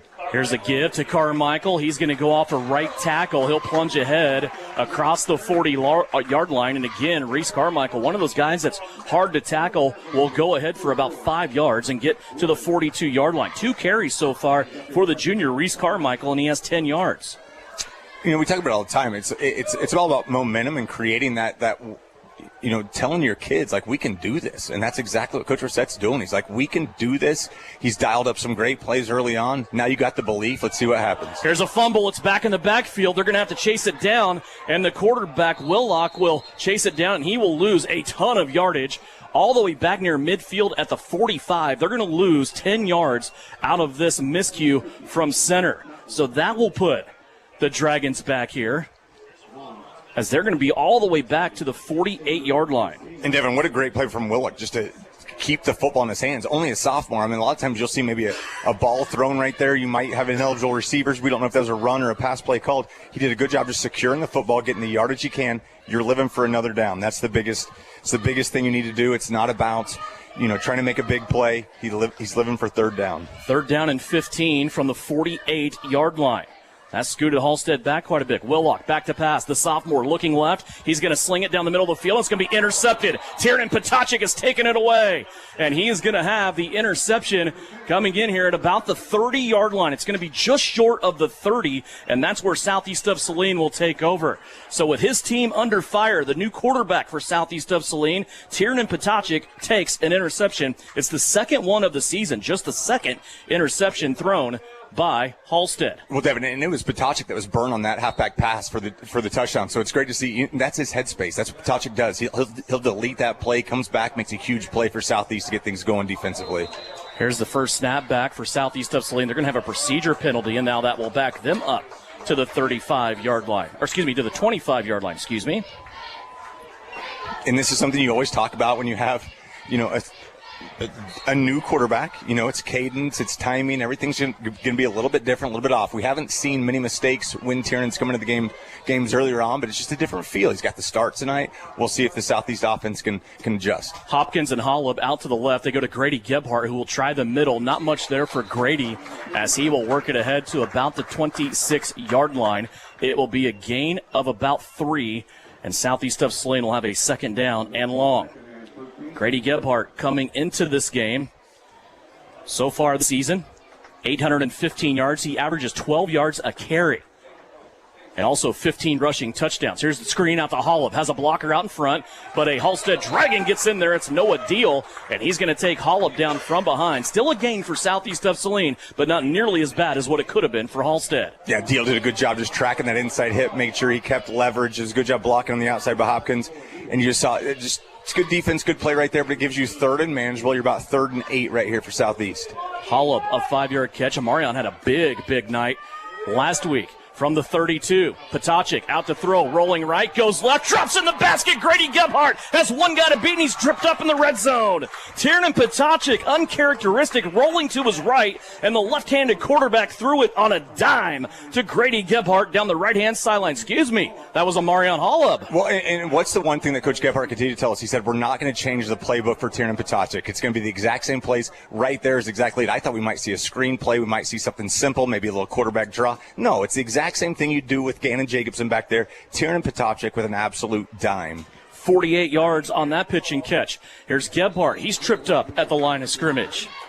Yeah, and this Halstead defensive line is doing a great job. Again, they're not letting that Southeast offensive line get to that second level. You're keeping your linebackers clean. They're coming in. They're making some tackles on Gebhardt. But that's what you got to continue to do. Just continue to drive the ball in the middle of that. Just keep winning those little battles. 2nd and 8 right now for Southeast. Gain of 2 on first down by Grady Gebhardt. So far 2 carries, 5 yards. Pistol formation, moving up front. This might be on the Dragons, and it will. They'll gift Southeast of Saline a free 5 yards. That'll move the football to the 13-yard line as Southeast of Saline takes it deeper into the Case IH red zone, brought to you by Canaclip in Solomon. And you're seeing the composure right now, right? Like, all of a sudden, you give up a touchdown, you don't recover the onside kick, you get an interception. Like, things are just a little bit, discombobulated. Tiernan, first snap as a starter, you have a false start, and now you're going. And the first time Southeast has trailed all year. Yes, without a doubt. Great call. But now you're seeing they're starting to get this drive. It looks like it's going to be a false start and not an outside. But I'll tell you what, right now, you're seeing this offensive line like they're supportive. They get it. They understand. Just stay together. So did they change their mind on the calls here? It believes. Wow, okay. Yeah, it looks like they did. So instead of going to the 23, they'll go back, to the 13, they'll go back to the 23. Second down and long, pitch out right-hand side. Gebhardt looking for a crease. There's Dragons everywhere. He gets around the first tier. Now obliterates a Dragon as he gets towards the 10-yard line, and a first down for Southeast of Saline. They have him stepping out of bounds just inside of the 15-yard line, close to the 10. It will be just shy of a first down for Southeast of Saline. Well, and Devin, is Bryson Lipold. I mean, stop me if you've heard this before, but it's his kick-out block right there, that sniffer back that goes out there. He takes care of that outside linebacker, creates that lane for Gebhardt. Gebhardt puts that outside foot in and just drives upfield. From the 11, third down and 2, and now another flag flies as this officiating crew pretty flag happy here early on. There is movement, though. There's a lot of movement up front, a lot of anticipation on both sides of the offensive and defensive line here for the Dragons and the Trojans. This will go against Halstead and move Southeast of Saline inside of the 10-yard line. It will be first down and goal to go from the 6. So that helps Southeast of Saline this time. Gebhardt, pitch out left. Potacek pitches it to him. Now a start and stop. Gebhardt taking on a Dragon at the goal line, and he's going to score. Grady Gebhardt took on the challenge at the goal line and give Double G a 6-yard touchdown, his 4th carry of the night. Well, it's that sweep to the left, but you still have zone blocking principles from your offensive line. So they're just taking one step to the left and then getting upfield. And right there, Gebhardt has full freedom to either cut that ball back or continue to follow his blockers to the left side. He sees a big hole in the middle because you see that over pursuit. Great job from Gebhardt to read that. Great job from the offensive line. Potacek takes a snap, 2-point conversion, a little misdirection. Gebhardt ends up with it, plants his foot, cuts it back, and he'll score the 2-point conversion as well. An 8-point trip for Southeast of Saline, and the Trojans take the lead with 9:12 left to go. Here in the first quarter, it's 8-7 Southeast of Saline as you listen and watch Trojan football presented by Assyria Oil and Hardware. The recent storm could have done a real number on your roof, but how would you know? Is your home vulnerable to future damage? Call Bryson Flax at Ryan Roofing today. An in-person roof inspection is necessary to evaluate damage. Rely on Bryson to perform a free roof assessment. Inspect, assess, and resolve. Protect your home and make sure your insurance policy provides the coverage you deserve. Roofs, windows, siding, and gutters on your home or business. Call Bryson Flax at Ryan Roofing, always supporting the Southeast of Saline Trojans. You're listening to Trojan Football on KINA Sports. Welcome back to the home of the Dragons. We're in Halstead, and so far each team has scored here in the first quarter. Southeast of Saline leads at 2-point conversions, the difference right now, as the Trojans lead at 8-7. The last touchdown, a Grady Gebhardt 6-yard touchdown run. That was set up, remember, by the interception taken by Tiernan Potacek when Halstead had it on a 3rd and long. Woo, let's go. Yeah, this is fun. Get your win, right? Now Levon Hopkins is going to kick off here for Southeast, and another fair catch by Halstead will give them good field position. Halstead will come out, and they'll take over at the 38-yard line. And we've seen this twice from Caden Cornejo, and that's just good coaching, from Coach Ret. Like, that pooch kick, we're not going to mess around with it. We're going to fair catch it. We're going to get the ball in positive field position right there. Anytime that you have a kick return that gets near the 40, you're going to play that and take that, and you can tell that's just good coaching. You understand you're not going to try to get any more. Take the ball to 39 and go to work. First down and 10 for the Dragons as they will start out here on what is their 3rd drive. Pitch out, fumble. It's on the turf. It's going to be picked up. Still loose. Southeast chasing it. Kelly Vaughn had a chance at it. He loses it. And now finally the Trojans come in, and they take custody of the football. Let's see who got it there. It's going to be Lyric Lilly who's in there tonight with a lot of playing time. And Lyric Lilly with a takeaway for Southeast of Saline. Yeah, and that's the dangerous thing. When you get on the perimeter against this defense, that's when it gets really tough. If you're going to run that quick run game up the middle and just take little bits that you can, you're going to do that. You get to the perimeter and watch out. There's too many athletes from Southeast right there. And you saw it, and you saw so many of them trying to pick up the football and go, I'm trying to get that thing and get a pick, get a fumble 6 as well. But great job from Lilly to fall on the football. Lyric ended up picking it up at the 17-yard line. That's where Tiernan Potacek and this Trojan offense will start out. Here's Gebhardt, little counter play, slide step back to the right. He will get 5 yards on first down, bring up a 2nd down and 5. This offense for Southeast of Saline is the best scoring offense in the state of Kansas in Class 2A. And you think about some of the teams that are in 2A, pretty good statement. Yeah, there's a lot of it's everything they can do inside the red zone, and we don't see them in the red zone a lot. A lot of times it's big-time touchdown passes or runs from Gebhardt, but they're just so versatile. Here's Tiernan Potacek, his first carry of the night. He will be stonewalled at the point of attack. Nice tackle there by sophomore Wyatt Hobbs, who came in pad level and put his shoulder right down. So we heard about this in the pregame from Coach Gebhardt, talking about, every Halstead team he's played big, they're physical. This team isn't as big as they've been in years past, but the physicality is there. I mean, they're attacking every single ball carrier from Southeast Saline. They're laying the wood. They're doing a great job getting 11 hats around the football. It's going to be a fun game. Preston Jenkins, a promising freshman for the Dragons, also in there on that attack. Here comes Holub in motion. They're going to fake to him, give it to Gebhardt. Grady gets into the second level, twisting, turning, looking for the goal line, and he'll be brought down just short of the stripe. It will be goal to go for Southeast of Saline at the 1-yard line. Yeah, and if it's not broke, don't fix it, right? Like, you've got injuries galore. This is the most injured Southeast Saline team I've seen in years. So what do you do if you're injured, if you're not feeling well? What does your mom give you? She gives you chicken noodle soup. She gives you the basics. That's exactly what Southeast is doing. Rely on those big offensive linemen and your big-time running back. In the Case IH Red Zone, once again, brought to you by Can-Equip, and Grady Gebhardt makes quick work of that, his 2nd touchdown of the night. On his 7th carry, Grady Gebhardt gets into the end zone once again. And Southeast of Saline has pushed their lead out now to 14-7, 7:38 left to go here, first quarter. And again, it's just a great push from those big fellas up front. You see Swank, you see Jennings, Swank, Chambers, Kuhn, Weller. They're just clean. I mean, it's not easy because this Halstead defensive line is putting up a tough battle, but they're getting that initial push to that goal line. You're seeing the box filled. But Gebhardt, again, undefeated at the goal line, continues to fight through. Eli Jennings being assisted off of the field. He is the center, of course, on offense. Without him, Killian Vaughn will step into that role. Killian will take the snap now, put his right hand on the football. We'll get it back to Tiernan Potacek. Little misdirection. Marion Hall will stretch it to the left-hand side. Takes on a drag, and there's a flag on the play. And another really good tackle out there on the edge. Wyatt Hobbs, the sophomore, out there holding down territory. Yeah, Hobbs did a great job. Hobbs just matched up right there on Chambers. As Chambers did a good job coming out and kicking him out. Hall just needs to plant that foot and cut it inside. But just a great play from Halstead to stop the 2-point conversion. So 2 turnovers for the Halstead Dragons result in 16 points for Southeast of Saline. We'll step away, take another timeout. Southeast of Saline Trojan football here from Halstead, brought to you by Asteria Oil and Hardware. Southeast wins! Southeast of Saline wins! Trojan fans, it's not too late to get your 2024 state championship merch or to get custom gear to celebrate the 20th anniversary of the 2005 state championship team at Copyco. In addition to great SES gear that you can wear all year round, Copyco also offers custom printing so you can support any student athlete in any activity from football and basketball to choir and band. See them at 2346 Planet Avenue in Salina.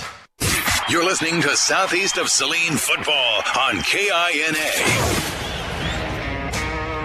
Welcome back here to Halstead. It's brought to you by Kansas Bankers Technologies and also Technical Consulting, always making sure that we're able to bring you Trojan football at home or on the road. Glad you could join us on KINA, or if you're watching live stream video tonight on Salina Post, welcome along. Trojans up here 14-7, still in the first quarter. It's almost what are we going to see next, right, Tyler, as Halstead takes another fair catch, and they will start what will be their 4th drive of the night. Yeah, we've seen them have their success was on the trick play early on. So now if you're Halstead, you've now got to develop that identity, right? Because after that trick play, we've seen just drives not only stalled, but we've seen an interception on a 3rd and long. We then saw a fumbled pitch on an option to the outside. I think right now, if you're Halstead, you've got to just establish that inside run game. I know it's going to be tough sledding, but it's 1 or 2 yards. Maybe you'll spring one for 3 or 4 every once in a while. Here's a rollout Right-hand side, looking for some space. There's a flag flying in by the lead official out here on this edge. Well, and the penalty is going to be called against whoever was blocking Bryson Lipold. Lipold was going through traffic, just continued to take a perfect angle. Again, Bryson Lipold is every single place that you need him to be. Just did a great job pursuing that football, always had a great angle. Not only was he held, he continues to make the tackle. And so I think it's one of these penalties. I mean, it's one of those where it's a loss. They're going to take the penalty anyway, push it back to 1st and 20. But I think it's one of those, even with the loss of yardage, Coach Gebhardt, he could have decided either way. Either we don't take the penalty and we take 2nd and long, or we push it back 1st and 20. But I think against this offense, you want it 1st and 20, because that's when it gets really tough with this Halstead style of offense. Loss of 10, back to the 17 for the Dragons. 1st down and 20. Man in motion here. They'll sneak it to the first guy through. It's Carmichael once again. And, boy, tough running up inside. Killian Vaughn, Lyric Lilly both there to slam the door shut on Carmichael after a minimal gain. Looks like they're going to give him 3 on that play. Yeah, Vaughn and Lilly. Vaughn now with potentially center duties on offensive as well. There's just not a lot of things on a football field that this kid can't do. Still waiting on the oxygen to give you the defensive starters tonight for Southeast. Holy cow. 2nd down for Halstead at the 20-yard line. They're all looking at their wrist coaches right now, trying to get the perfect play as the sophomore quarterback, Damian Willock, steps up. He'll go under center this time. Here's the give, turns around, and it's going to be quick contact there on Brock Odendahl as Odendahl goes down after a 1-yard carry. Let's meet your Southeast of Saline defensive starters tonight. Up front, we've already talked about him a ton. Bryson Lipold, along with Drew Weller, Tristan Swank, and Brody Chambers. On the outside, it will be Malachi Hopkins and Tyler Bramblett. Also at the linebacker core, James Friesen, Lyric Lilly, Josh Watkins, Grady Gebhardt. Tiernan Potacik will be the safety, along with Killian Vaughn and Amarion Holub. We'll also see Adam Teal out there as well, and probably many, many others tonight. We'll keep you updated on all that as the interchangeable pieces come in and out. 3rd down. Willock wants to pass. Clean pocket, lets it rip down the left-hand hash. It's going to be almost intercepted, then almost caught. Holy smokes, Malachi Hopkins was looking at his 4th interception of the year, didn't catch the football, and then it was almost caught by Halstead. Yeah, Hopkins definitely had a beat on that, but you saw Tiernan. Potacik was also coming over from that safety position. He had a good read on it. It's almost like Hopkins and Potacik defended each other on that interception opportunity. Nevertheless, very, very fortunate just to come away with an incompletion as opposed to a Halstead reception. Because if that ball's caught by Halstead, there's no defenders left. Holub and Hopkins back deep at the 35-yard line to receive this punt. Here's the punt put up in the air by Martinez, and he's going to shank it. He's a really good kicker, but averages about 30 yards a punt. This one, without a return, I guess, that could be a positive sometimes.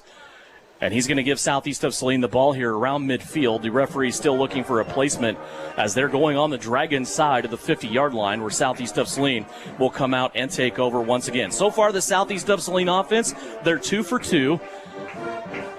2 times they've possessed the ball, 2 times they've stuck it in the end zone, both with Grady Gebhardt. And Devin, hindsight being 2020, I mean, you're getting this football where you probably would have intercepted it, and didn't look like there'd be a return. Looked like both players fell. So right now you're playing with house money. Holub on the end around, takes the ball, sweeping right, puts the leg into the turf, then turns it upfield very quickly, and he's going to be close to a 1st down on a 10-yard gain from Amarion Holub. Tyler, how about the night he had last week? He had 8 touches, 87 total yards, and 2 touchdowns, receiving and rushing. Yeah, it just comes out of nowhere. He checks all the boxes that Gebhardt does. He just has a different last name, and that's, again, you can just plug and play these guys anywhere you need to, and it gives Gebhardt breaks. Holub has just been huge this season, and he had a breakout night last week. As I said, from the distance we look at, there's a fine line between Holub and Gebhardt. Here's Potacik, little pump and go, wants to rip it down the left-hand sideline, ball in the air. Malachi Hopkins on the receiving end, and he will fumble the football. Yeah. And they're thinking it might have went back through the end zone. It's going to be a touchback and a turnover. Halstead's going to get the football here. And Devin, right there, it's Wyatt Hobbs. It's Wyatt Hobbs on the coverage. Did a great job. He gets burnt bad. All of a sudden, Hopkins makes the reception. Hobbs comes in, swipes at the football, creates that fumble, which goes to the side of the end zone. If a ball is fumbled to the side or to the back of the end zone, that means it's defense ball. It's a touchback on Southeast of Saline. Halstead will get the football at the 20. Just a huge play from the sophomore Hobbs. That's the 2nd week in a row Malachi Hopkins has made a catch and then been involved in a really weird turnover. Yeah, we had that one last week where we didn't know if it was interception, fumble. We thought maybe he had it. And again, you're not worried about his hands. It's just now there's a security thing that you've got to start focusing on a little bit more. So Halstead will come out. They'll start out here at the 20-yard line. What a wild game so far, right? And we're just in the first quarter. Well, and I noticed this watching last year's game film with Halstead. I mean, they attacked the football. There was a couple plays last year. We saw Jacobson run with it loosely. There was one with Holland last year as well. Ball's out. They're slapping the ball. This is obviously something Coach Ret teaches. Like, there's a defensive circuit this team must run where they're slamming at the football whenever a ball carrier has it, and you're seeing it pay dividends for them right now. Halstead with a yard on first down brings up 2nd down and 9. They're at the 21-yard line. Backs in the I formation this time. They're going to give it to the second guy through. This is Edric Zorn, and Zorn will surge ahead to about the 25-yard line after a gain of 4. So Edric Zorn just part of, again, huge sophomore and freshman classes here for the Dragons. As Derek Ret was telling me about some of the circumstances that have taken kids out of the school, and he was telling me about a couple of players that should have been here, but for whatever reasons, whether it's Mother Nature or family moving, they're on to somewhere else, and it was just like, man, can I catch a break anytime? He thinks his break lives here. And it looks like it. This looks like a talented group. Here's a read option. Now Willock will go back the other way, and he'll pass it out to a receiver that was no longer there. He was tangled up that time with Drew Weller, it looked like. The pass falls incomplete. That'll bring up 4th down and 5. Yeah, it looked like a nifty play design trying to set up that screen to the opposite side. And we talk about how good Southeast Saline offensively runs screens. That also means your defense defends screens really well as well, because you always practice against that screen. That screen was sniffed out. You had many Southeast Saline Trojans in the right position. That play was going nowhere from the jump. 4th down and 5, maybe a hard count here. Halstead lining up, looking like they're going to go for it, and they will quick kick it. And this will be back to nobody deep for Southeast of Salina. It's going to work out perfectly for the Dragons. Down inside the 20, inside the 15, and finally to a halt at the 14-yard line.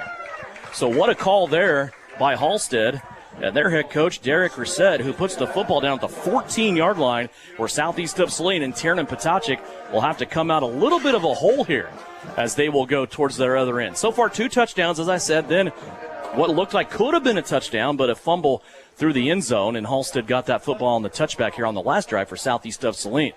Yeah, I love the quick kick. You just saw, you had a 4th and long in the drive previous. You had a poor punt. Let's go to that quick kick and see what you can do, and it just shifted the field big time for Coach Ret and his Dragons. 2 wide receivers off to the left. Potocnik on a throwback has Gebhardt. He's off and running to the 25, 20, 30, 35, 40. Look out, Grady Gebhardt is loose at the 50 to the 40. Has a Dragon to beat, and he is toast. Grady Gebhardt cruises it in all the way from the 14-yard line. It's an 86-yard screenplay. And there you go. That's exactly what you talked about. You talk about a team that runs the screen game as well as Southeast. We just saw how they defended it extremely well. You go right to it. Bam. Gebhardt. Nobody in front of him other than his own blockers. Just a great play call from Coach Gebhardt and his Trojans. On the screen to Gebhardt, his 8th receiving touchdown of the season. How many of those have been on screen plays? Yeah, it's unreal. He's so good at reading blocks. He sets blocks up, and then all of a sudden, it is just him going. We have an official down at the 50-yard line, so the teams are going to take a break and go convene and talk about that and just kind of relax and give him some time. We will do the same. We're going to step away here and be back with the point after touchdown. Well, hang on a second. He's going to get up. So let's give him a little bit of time, Tyler. But, again, it's the throwback. We've seen that many, many times from Southeast of Salina. Potocnik, left-hander. I'm going to roll out to my strong side and throw it down the field. Nope, I'm going to go back the other way. There's Grady Gebhardt, and then he's in kick return mode, for lack of a better term. Without a doubt. With nothing but blockers in front of him. And here's what you got to love to see if you're a Southeast fan. If you even question what Tiernan could do with his arm, right? We've seen Tiernan throw the quick out. It's been good. We've seen him throw the deep ball. It's been good. We've now seen him throw the screen. Tiernan Potocnik is checking every single box that you need to see from this junior quarterback if you had any questions. And I don't think many people have questions because they've seen Tiernan play enough. If you're ever a team that's going to lose an all-state quarterback, you want Tiernan Potocnik to be the next guy up, and he's, again, checking every single box for the Southeast of Salina offense. Well, Tyler Henry and I talked about it earlier. Tiernan Potocnik has been groomed to be a starting quarterback at Southeast of Salina. It could have came last year. It could have been next year, or it could have been this year as things go, and he's ready for it, right? I mean, he's ready to step in there. He's ready to take that role. Yeah, without a doubt. And it's funny, you and I were sharing social media posts of these two. Him and Jacobson were sharing, after the injury and after Jacobson knew his season was done. These two, they're biggest supporters. Nobody's cheering louder for Tiernan Pachacha than Gannon Jacobson is right now. Tiernan rolling out to his right-hand side, then a 2-point conversion attempt. Has to slam on the brakes, and then he is swallowed up by Reese Carmichael and company. Also in there for Halstead on that tackle is Hayden Will, another freshman in this freshman class, and Southeast of Saline is turned away with no 2-point conversion. Trojans, though, lead it with 3:30 left to go here in the first quarter. Southeast of Saline on 22 unanswered points, lead at 22-7 on KINA. Mary Maids in Salina offers house cleaning services you can see and feel. Your home is more than just a house. It's where memories are made and moments are cherished. Though life can be complicated, house cleaning shouldn't be. Mary Maids strives to take the stress out of your day so you can live your life your way. With more than 40 years experience and an advanced time-tested cleaning process, they can help you reclaim time with your loved ones. Find Mary Maids on Facebook or check out their website at marymaids.com. You're listening to Trojan Football on KINA Sports. Welcome back into Halstead High School. Devin Haney along with Tyler Smith. Glad you could join us here for Southeast of Saline football. 22-7 Trojans lead it. Want to remind you, every Friday night after football, it's the high school football scoreboard show. Scores and game wraps from across the state of Kansas. And boy, Tyler, the further we go, the more important that hour gets, right? Every Friday night you get to hear scores and game wraps, positioning, who's going to do what the seed is, who has home field advantage. Boy, playoffs, it is a lot of fun to listen to that show as Eric Peterson whittles down the teams every single week here on KINA from 10 until 11 o'clock. And, Devin, I'll tell you what, every single coaching staff listens to that show on the way home. I mean, if you have a road game, that's exactly what your radio is tuned into. You're listening to that game. You want to hear how area schools are doing, how other schools love the game recaps. Everybody is listening to those, and in those little white vans you're seeing drive by you on the interstate or going home. It's a good way to end the night. My fault. I said it was 22-7. It's actually 20-7. 3 touchdowns, 1 2-point conversion here for Southeast of Saline. Tonight, Halstead will have it back, and they will start out here at their own 35-yard line. Other than the onside kick, not great field position tonight for the Dragons. Kind of 30, 35. That could be worse, but they continually have 60, 70 yards in front of them. And here's a quick screen out to the right-hand side to Edric Zorn. He's going to be arrested right away by Bryson Lipold and Drew Weller. So, and this is one of those things you have when you have a young team, right? Like, this is a team that's normally ran the flex bone, and they've been successful. They've had success with it. This personnel might be better off. Willock's he's an impressive quarterback back there, only a sophomore. You're seeing them go to the gun now, the second straight play in the shotgun. You almost wonder if at some point they're going to just shift what they do and let this kid work, because he's got some skill to him. Has pressure on him. He gets away, though, and then throws the football. He's going to ground it at the 40, right at the feet of Edric Zorn, who he completed that last pass to. Throwing the football now 2 of 5 for Halstead's Dragons. And this is always one of those tricky things. We talked about it with Minneapolis as well. Like, whenever you have a young team, whenever you have an established run game or a tradition of running a flex bone, running a certain style of offense, and now you want to implement your athletes and let them do other things, it's difficult to kind of do that because you've grown up running this offense. I'm sure these Dragons have ran this offense forever, but now you got to shift it because you got a sophomore quarterback that can do things. He's big, he's tall, he's athletic, he's got an arm. What do you do best to suit your Dragons? 3rd down and 6, give to Carmichael. He will flirt with the 40-yard line, but not get a whole lot there. Maybe a gain of 1.5 on that play. That'll bring up 3rd down and 5. I think it brings up 4th down and 5, Devin, if I'm reading the board right. And I think that play call right there is, you're in 4-down territory. Like, you're not going to punt it. We might see a quick kick, but you're going to run that little inside run to see if you get the defense off balance a little bit, which Southeast was ready for it. But you just give yourself, it's 4th and manageable. See what you can do. 4th and 5 at the 40-yard line, right at the 40. Movement up front, flags fly. Penalty on Southeast of Saline. Going to be really close here to a 1st down. The football is on the wrong side of the line for Halstead. It's going to be 4th and short here still. Yeah, so now it gets really interesting. You might have had that quick kick in your back pocket that you're probably going to go to, but now, if you're Coach Derek Ret, you're going for it. Like, there's no questions here. Like, there's no reason to kick this ball to Southeast Saline. You have 4th and 1. Let's see who wins. 4th down and a football, we'll call it. Everybody within the hash marks for Halstead except for 2 wide receivers, 1 on each side. And they are stood up. The ball comes loose. Southeast of Saline stands up and puts Halstead's offense off the field. It's the 3rd fumble of the night for Halstead as they give another one away. Man, that was just an absolute damn break from Southeast Saline's interior linemen. They just destroyed the offensive line of Halstead. You saw linebackers come through clean. Everybody knew where the ball was going. Ball pops loose. Great job from Southeast Saline defense to get that turnover on downs. Coach Ret told me ball security was a big concern for him this year, and he's had issues with that with this young team. We're seeing it here tonight firsthand. Here's Gebhardt. Rolls off to the left-hand side, gets a couple of yards on 1st down, brings up 2nd down and 8. Yeah, you're seeing Gebhardt not able to get that second leveler. This Halstead defense, again, young, undersized, but physical. Again, just has that Coach Ret, that's his MO. I mean, they're going to be physical. They're going to bring the wood every single time, and they're making it really difficult for Southeast to get that running game going. 2nd down and 8 for Southeast of Saline. They're at the Halstead 38-yard line. 2 fumbles lost and an interception tonight here in the first half. Potacek rolling out right-hand side, being chased. Now he's going to dance with a defender, rise up and throw, and he throws it away. Hit as he threw. There were 3 Dragons chasing Potacek down in the backfield, back towards midfield.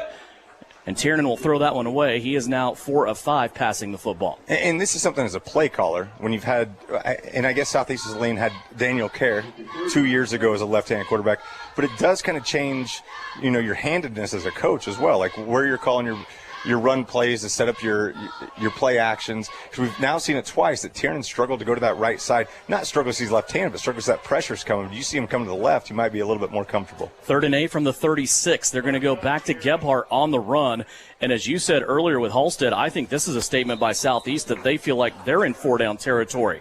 Grady's going to get about 6 yards on that play. It'll bring up 4th down and a couple here. Yeah, and that's just confidence in your offense, right? Like, you don't have to go for it big on 3rd and 6, 3rd and 7. Trust your big guys up front. See what you can get yourself 4th and manageable. And here we go, a big 4th and 2, 3 yards it looks like for Southeast of Saline. Football sitting at the 32. It is 4th down and 2. Southeast of Saline needs to get it inside the 30-yard line to keep the drive alive. Here's a sweep outright.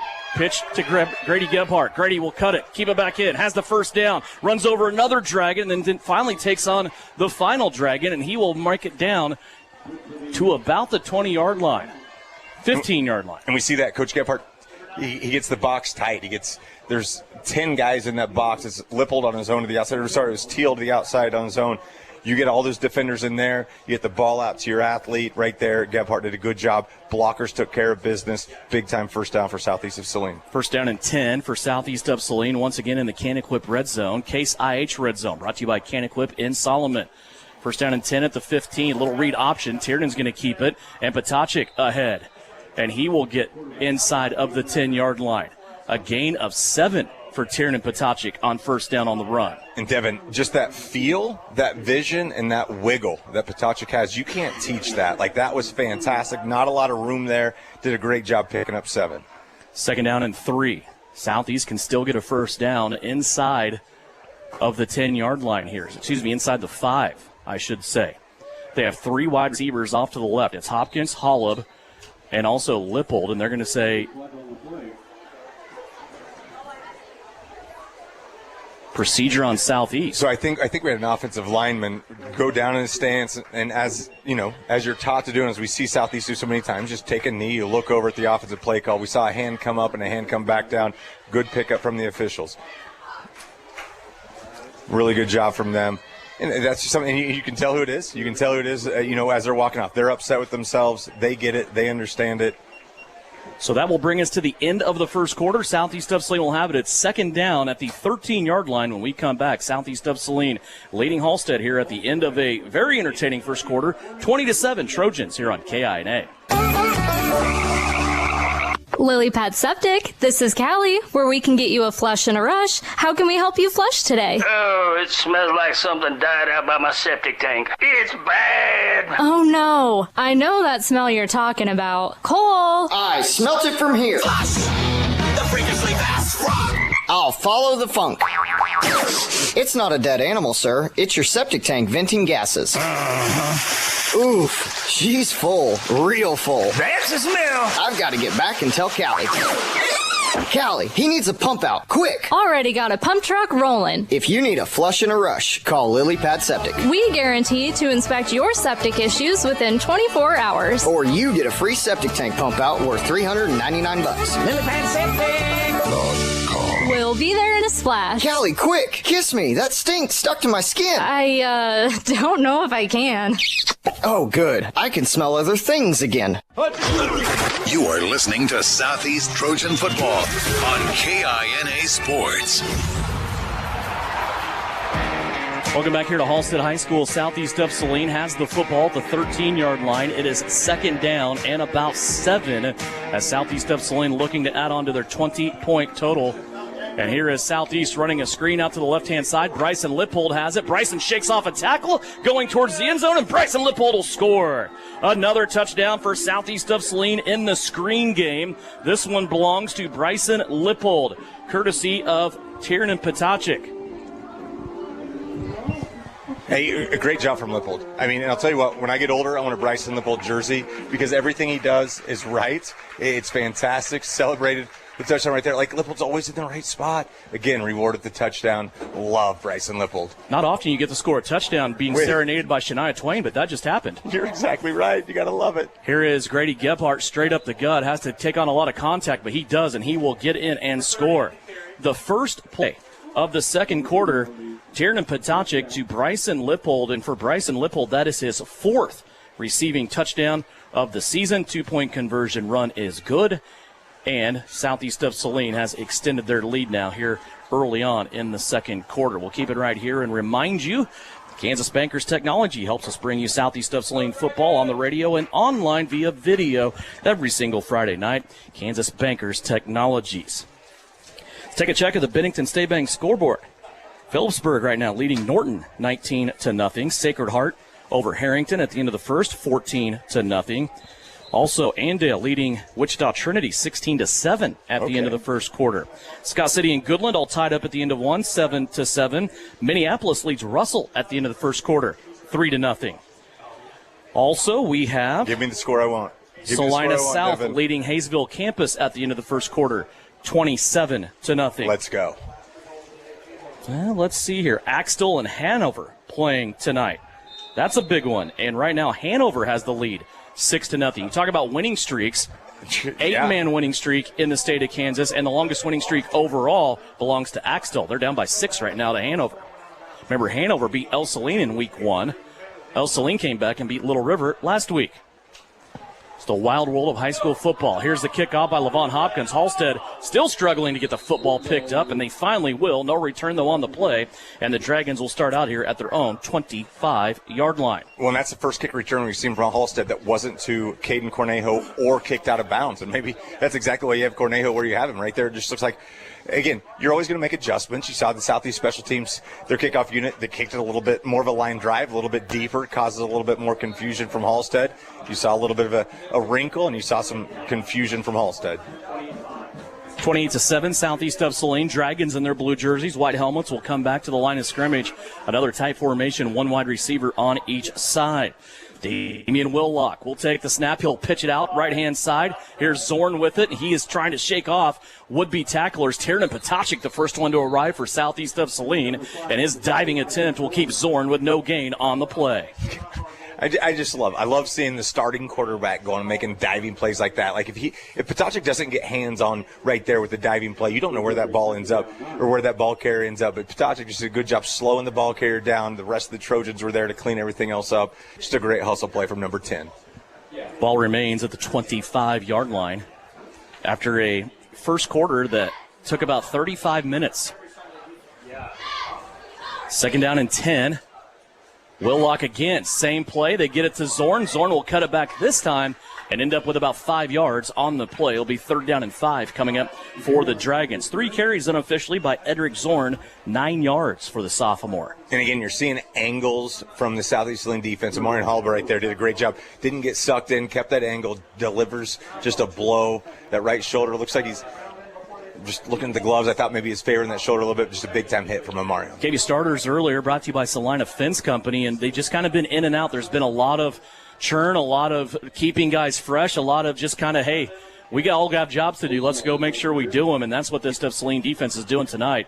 Brought to you by Salina Fence Company. Another pitch out. This one goes to the left-hand side. Nose of the football now flirting with the 35-yard line. It's going to be 4th and 1. And this will be interesting. We've seen a 4th and 1. You know, in the previous drive, we saw them try to go up the middle. We saw Halstead try to just attack the interior defensive line. I would expect some of the outside. We've seen some success right now from them on the outside. You have Lipold, you know, on that wide side of the field. You have Lilly down here. It's going to be try to put those linebackers in, you know, leverage and try to make them make a choice. I would go to 32 here. They do. It's a handoff straight up the gut. He's still running. 32 is Reese Carmichael. He's going to get 6 yards. Tyler, just seeing him early in this game, it looked like he was hit at the point of attack, but yet we're talking about 2nd and 5. Yeah. Or 3rd and 1. He would get 5 yards every time you give him the ball. Yeah, Carmichael continues to churn. The junior, 5'8", 175, but runs much bigger than that. He's he's kind of got that, Southeast Saline running back build, right, where he's tough to see, but he's just going to run through you, and the first guy's not normally going to take him down. And to parallel that, he's also a linebacker on defense, their leading tackler, so makes sense. First down here from the 41-yard line. Pitch out right-hand side. They're going to try that edge again to Zorn, and he is going to meet up with Brody Chambers for the first time. Also over there, it looks like on the tackle, it's going to be Tristan Swank. Those two doing work on that edge for Southeast of Saline's defense. Yeah, anytime your defensive line is making tackles on the perimeter against an offense like this, you're enjoying where you are. You saw, but this is where Halstead needs to be. 2nd and 8, 2nd and 7, that keeps your offensive playbook completely open.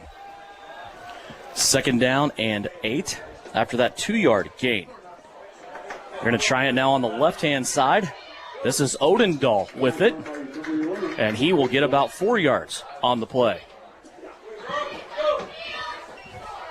Again, I like the play call. So now you're 3rd and less than 5. And again, with this style of offense, you'll take this. If you're understanding where you are on the field, you've got 2 plays to get these 4.5 yards. You don't have to get it all right here in a chunk play. You're looking for 3-4 yards. Give yourself a 4th and short. Rely on your offensive scheme. 3rd down here, just short of the 50-yard line. It's an option to the right-hand side. Late pitch, and they're going to lose yardage, about a yard on this play. Boy, Willock kind of hung Zorn out to dry there on that late pitch, Tyler. Southeast of Saline played that very well. Yeah, and again, it was Lipold. I mean, Lipold's there. He has his read pitch responsibility. He had his running back set. He knew he had help coming from the inside out, taking care of the quarterback. Lipold's right there to make a big tackle to keep it. I mean, a loss of yards. Now you're at 4th and 5 as opposed to 4th and 4, 4.5 where it was before on the last play. Football setting at the 46-yard line. It is 4th down, as you said. The sticks setting on the other side of the 50, so they need a good 5 yards to keep this drive alive. 4th down, here we go. Receivers split out wide, 1 on each side. Here's a man in motion, and this play is going to be stopped, and it's going to make it worse. About a 4th and 10 now after the flag comes in, and it's going to push Halstead back to the 41-yard line. Procedure on that play. Yeah, and that's tough. I mean, anytime you have a legal procedure, anytime you have a false start, it just obviously makes things completely difficult. But when you run this style of offense, you've got to stay ahead of the chains. And staying ahead of the chains, again, is getting 2 or 3 yards every single play. So when you have that 4th down, it's 4th and 2, 4th and 3, something manageable that you can still run that inside game, still kick it to the outside if you need to. 4th and 10 is really difficult with this kind of style of offense. 7.5 minutes left to go here in the second quarter. Halstead still giving the look like they're going to go for it here. Football sitting at the 41. They have quick kicked from about this position before, and they will do the same. This is a high, towering kick. Tiernan Potocik back this time, and he will fair catch that football just outside of the 20 at the 21-yard line. Remember last time, Southeast of Saline didn't have anybody back, but Tiernan that time read the ball and read the play, what was going on, and he went and retreated and caught the football to keep the roll from pinning them inside the 10. Well, and yeah, Devin, that's huge. And I don't think people understand that your punt returner, it's not always about the yards you gain after you catch the ball. It's about just catching the ball so there's not more yards added onto that roll and that bounce. You never know which way that ball's going to bounce. That ball could have bounced another 20 yards that got inside the 1. Potocnik did a good job with the fair catch. Gives him 1st and 10 at the 20. Tiernan has 3 wide receivers to the right-hand side. He's going to go away from them. Goes to Malachi Hopkins, who catches it. Now hooks around. Still on his feet, and he's going to be driven back. Forward progress should give him about 4 yards and make it 2nd down and 6. Yeah, just an absolute bullet from Potocnik right there. Again, you want to talk about arm strength. Check that box as well. Like, Potocnik can do all these things. He has trips to the right. He looks over. It's single receiver. Let's get the ball to Hopkins, see what he can do. You just saw a bullet from him. Hopkins couldn't wiggle loose, but a good ball from Potocnik. Second catch by Malachi tonight. The first one, remember, went for 35 yards, and he lost it on a fumble through the end zone. Potocnik under pressure. He'll be sacked here, and it's going to be by one of the best players on this team, one of the senior captains. Derek Ret spoke very highly of Logan Overton, who comes up big for the defense there. Yeah, good pursuit. You saw that. Good job from the defensive backfield to make sure everybody was covered up, but great pursuit. Didn't give Potocnik time to set his feet. Despite it being a roll-up, Potocnik wanted to come out. He wanted to roll his feet, set up with that little flood that we've seen so much success from Southeast. Never had time to get anything going. Just a good defensive play from Halstead. Loss of 8 on that play puts Southeast of Saline back to the 16-yard line. So 3rd down and long. 3rd down and about 14 yards here for Southeast of Saline. They'll flood the left-hand side with 4 wide receivers. Potocnik steps up in the pocket, rips it down the seam, has Lyric Lilly, but he is covered up, and then nearly a beautiful one-handed interception by Noah Deal, but the ball falls incomplete. And that's that play we've seen, again, a lot of success. It was just 4 verts. Everybody finds their open zone. They get there. You have outside guys go to the numbers, inside guys go to the hashes. You're occupying spaces. It looked like Lilly pulled up a little bit right there. You just got to continue to run. I think one of those times, ball's a little bit high. You want to jump for it. If you're feeling contact, you just got to continue to run. Good job from Potocnik, but better defense from Halstead right there. Yeah, a little bit of hand fighting, a little bit of shoulder bumping there, but I didn't see anything too egregious on the defense there by Noah Deal. Here is a punt that will be put in the air by Adam Teal. Southeast of Saline doesn't punt often. I think maybe under 6 punts all year if I just had to guess. And that's another hole they're going to have to fill that was occupied by Gannon Jacobson in the punting game. But Adam Teal puts a good kick up there. It crosses the 50, and Halstead will take it here at their own 48-yard line. It's funny. It's like all of a sudden our group projects do, and our, the guy that does all of our work is Gannon Jacobson, and we're trying to figure out who's going to do those things. But right there, Adam Teal, you love to see that. You get a 35, 40-yard punt, you shift the field a little bit, that's fine. You let your defense go. You play to your strengths, make it difficult for Halstead. Jaden Kloster into the game now. He's going to be at a middle linebacker spot here. Also into the game for Southeast of Saline in that middle of the field is Josh Watkins. Here's a little pump fake. Willock, he wants it all, going down the left-hand side. It's going to be up for grabs, and it's incomplete. Hopkins and Potocnik that time were in bracket coverage, front and back of Deal, and that ball falls incomplete. And this is that Halstead still searching for their identity, right? You see a 1st down and 10. You go back in the gun. You have defensive backs from Southeast. They're just backpedaling. Hopkins and Potocnik were immediately backpedaled. They knew there wasn't going to be a run. We haven't seen many run plays out of the shotgun from Halstead. They were just playing the ball. Great play from both of them to make sure it was an incomplete pass. 2nd down and 10 for the Dragons. They're set just short of the midfield stripe. 3 down linemen for Southeast of Saline on that defensive line. Willock throws it to the right. It's going to be caught up in the air. Now a Halstead 1st down as finally the tackle made by Tyler Bramblett as the reception that time for Halstead is brought in. It's going to be made by Caden Cornejo, another sophomore. Yeah, Cornejo did a great job going up to get that football and then securing it and delivering the blow on Bramblett. Tackle made by Bramblett, but just a good job from Cornejo catching the ball, tough catch, and then getting positive yards after the catch. 11 yards of positive yardage. That's the longest pass for a completion thrown by Willock tonight. Remember, they had the 62-yarder early, but that was a halfback pass from Odendahl. Now they go right back to Carmichael. He's going to rumble ahead and get a 4. I have a feeling when we see Halstead next season, we're going to see more of this spread, more of this shotgun offense. I don't know if we'll see. We won't unless it's the playoffs. There you go. But you're just seeing, like, this looks like it fits this personnel a lot better. They look more comfortable. Yeah. You have a talented quarterback there. You have talented receivers. Let him work. Let him sling the ball around a little bit. 2nd down and 6. Halstead at the Southeast of Saline 35-yard line. Yeah, given the scheduling meeting that happened on Wednesday in Salina, Halstead and Southeast of Saline not scheduled to play each other the next 2 years, as Derek Ret will call a timeout. He wants to talk to his Dragons about what's upcoming here on a 2nd down and 6. We'll step away. When we come back, more Trojan football for you here on KINA. It's natural to think that insurance is complicated, but at Farmers Agency, we know a thing or two about helping to make it easier by explaining your available coverage options. And with over 25 years of experience in insurance, we can help you through the process step by step. Call Kniper Agency at 825-8419 to learn more today. Underwritten by Farmers Truck Fire Insurance Exchanges and Affiliates. Products not available in every state. We are farmers. Bum, ba, bum, bum, bum, bum. Visit Suburban Appliance Center to see the Whirlpool washer with 2 ways to wash. This is the 2-in-1 removable agitator. This Whirlpool washer has flexible capacity. You can take the agitator out for bulky loads or keep it in for items of smaller loads. This opens up space in the wash tub and allows you to wash bulky items like comforters with no problems. Shop at Suburban Appliance Center and get twice the washer you have at home. Suburban Appliance Center. Quality service with every purchase. Located on South 9th, next to Genesis Health Clubs. You're listening to Southeast of Saline football on KINA.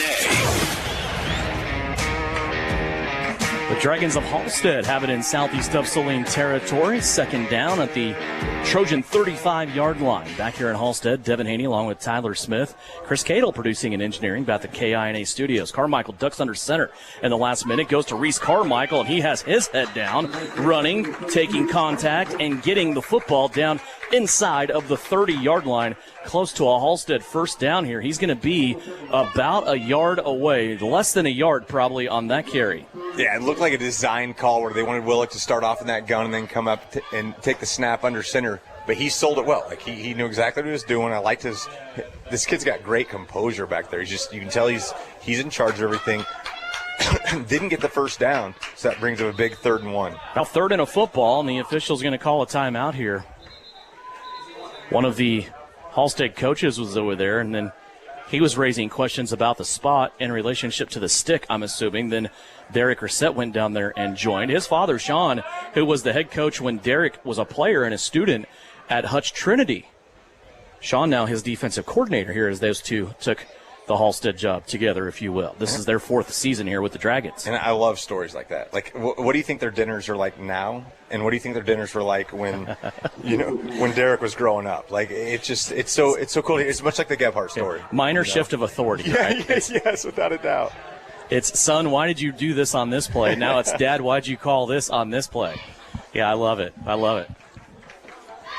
So they're going to bring the sticks out now and measure. See how long that chain is here. And it is going to be short. So a chance here for the officiating crew to say, I told you so. And they did want a clarification here and maybe a little extra time to get another play out of the book. Without a doubt. And this is one of those, we see a lot of times teams go big on 2nd and short because you have 3rd and 4th down to go forward. I would expect a big play here. You're not probably trying just to slam the ball up the middle here because you still have that in your back pocket at 4th down. I'd expect some kind of play action fake, some type of,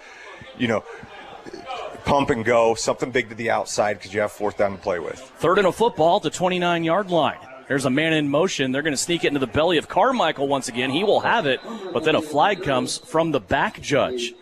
Interesting call here to see what this is, and you automatically think offense, but we've seen defensive holding, I think, plenty of times this year from that official. Not personally, just position. That position. Let me clarify. Especially against an offense like that. It looks like they are going to call it on Halstead, and that's just, it's a gut punch to Halstead right there. 3rd and short, you have everything in your bag. Great play. Looks like everybody did the right job. They took care of what they needed to. Just got stung for a holding call right there.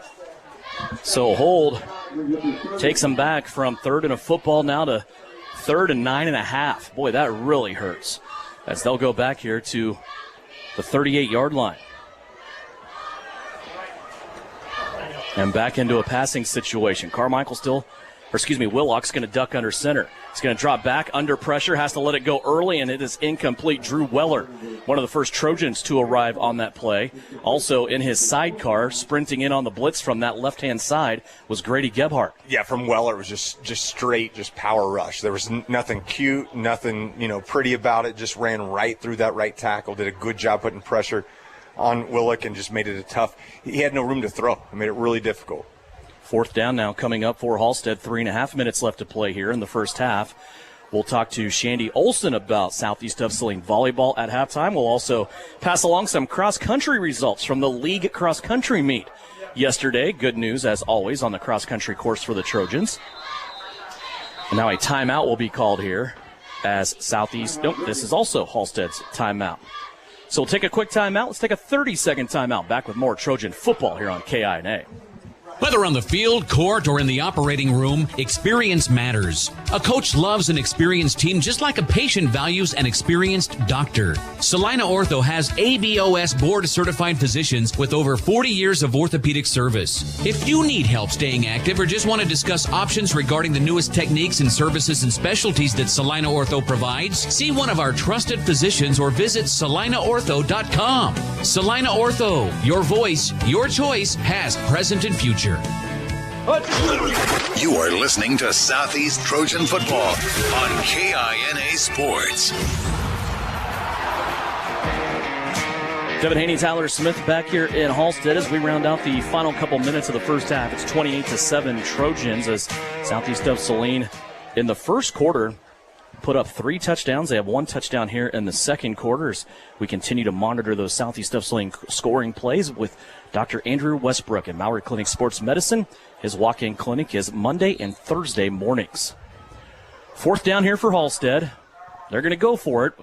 Willock dancing around between blitzers. 2 Southeast players run into each other, but there's way too many of them for Willock to get around as Brody Chambers ends up with the sack.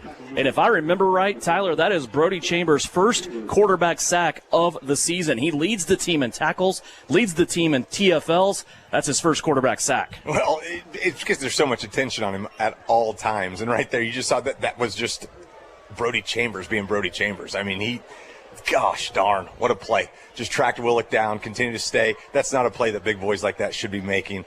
Just Chambers showing his versatility, and now he's right back down at right guard. Let's see what work he does now. Loss of 5 on the play for Halstead. Southeast of Saline will take out here at the 43-yard line. Tiernan Potocik back to pass. Passes it over the middle. Little slip screen here. Grady Gebhardt makes the first man miss. Look out. Grady's off to the races, and that race is over. You can call that at the 20-yard line as Grady Gebhardt made a guy miss and just kind of took a swipe at him and then ran it right down the right hash mark into the end zone from 43 yards away. That is Tiernan Potocik's 3rd passing touchdown of the night, and his receivers are making it look easy. Well, and it's just when you dial those plays up. I mean, you just get down.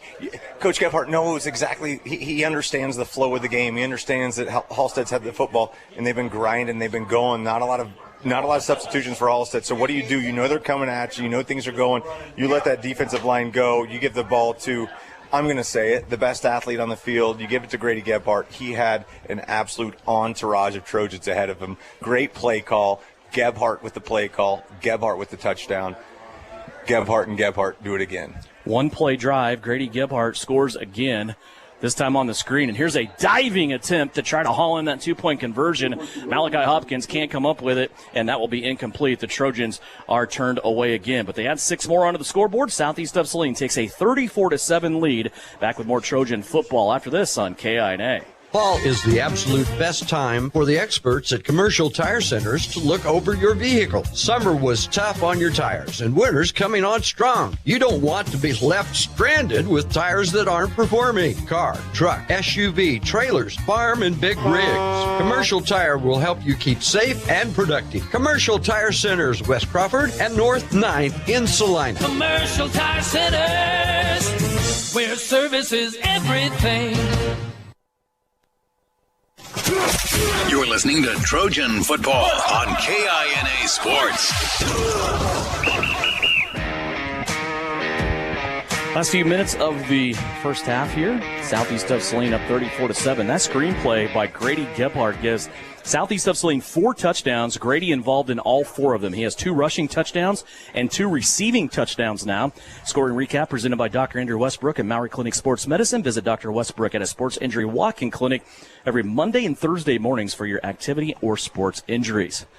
You can go in there every Monday and probably get a seat right next to Tyler Smith. Without a doubt. Needed after this. Man, huffing and puffing, just trying to stay up with this offense. Here's Adam Teal on a kickoff. He'll kick a line driver that will go right into the breadbasket of Edric Zorn, it looks like. Zorn's going to bring this one back to the 35-yard line. A good return there by the sophomore for Halstead, who may have the last say here of the first half. Right now, Dragons trailing Southeast of Saline 34-7. Yeah, and good kick coverage right there. Kane Sawyer's first to make contact, wraps up, makes the tackle. Again, it's the first time we've seen a kick deep down the middle, and that's something you need to work on if you're Southeast. Work on all aspects of the game. We've seen a lot of pooch kicks. Now kick it deep and see if your kick coverage team can take care of it. Willock back to pass, backpedaling. He's going to hit Noah Deal, and then he is hammered over here on the sideline in front of us. That is a big, big hit by the increasingly physical Malachi Hopkins. That's just a fun football play right there. Great throw from Willock throwing to that left side. Great catch from Deal, and Malachi just delivering the hammer. First time Willock and Deal have hooked up tonight. Remember, Deal was on the receiving end of that halfback pass from Odendahl to start the game for Halstead. Now Carmichael thundering ahead once again as he is able to get up across midfield. That one went for 9 yards for Reese Carmichael. Yeah, again, Carmichael can beat you in a multitude of ways. A little pop pass right there from Halstead. That one will go for no yards as Drew Weller all over that play. Weller reading that one perfectly.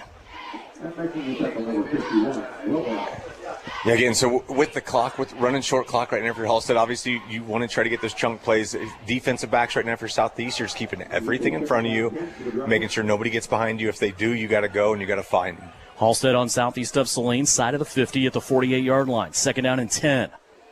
3 wide receivers, left-hand side. Willock will go out that way again, kind of retreating, but throws it out here to Noah Deal, and Deal will put his head down and make it to the 35-yard line. Another Halstead first down. Move the chains.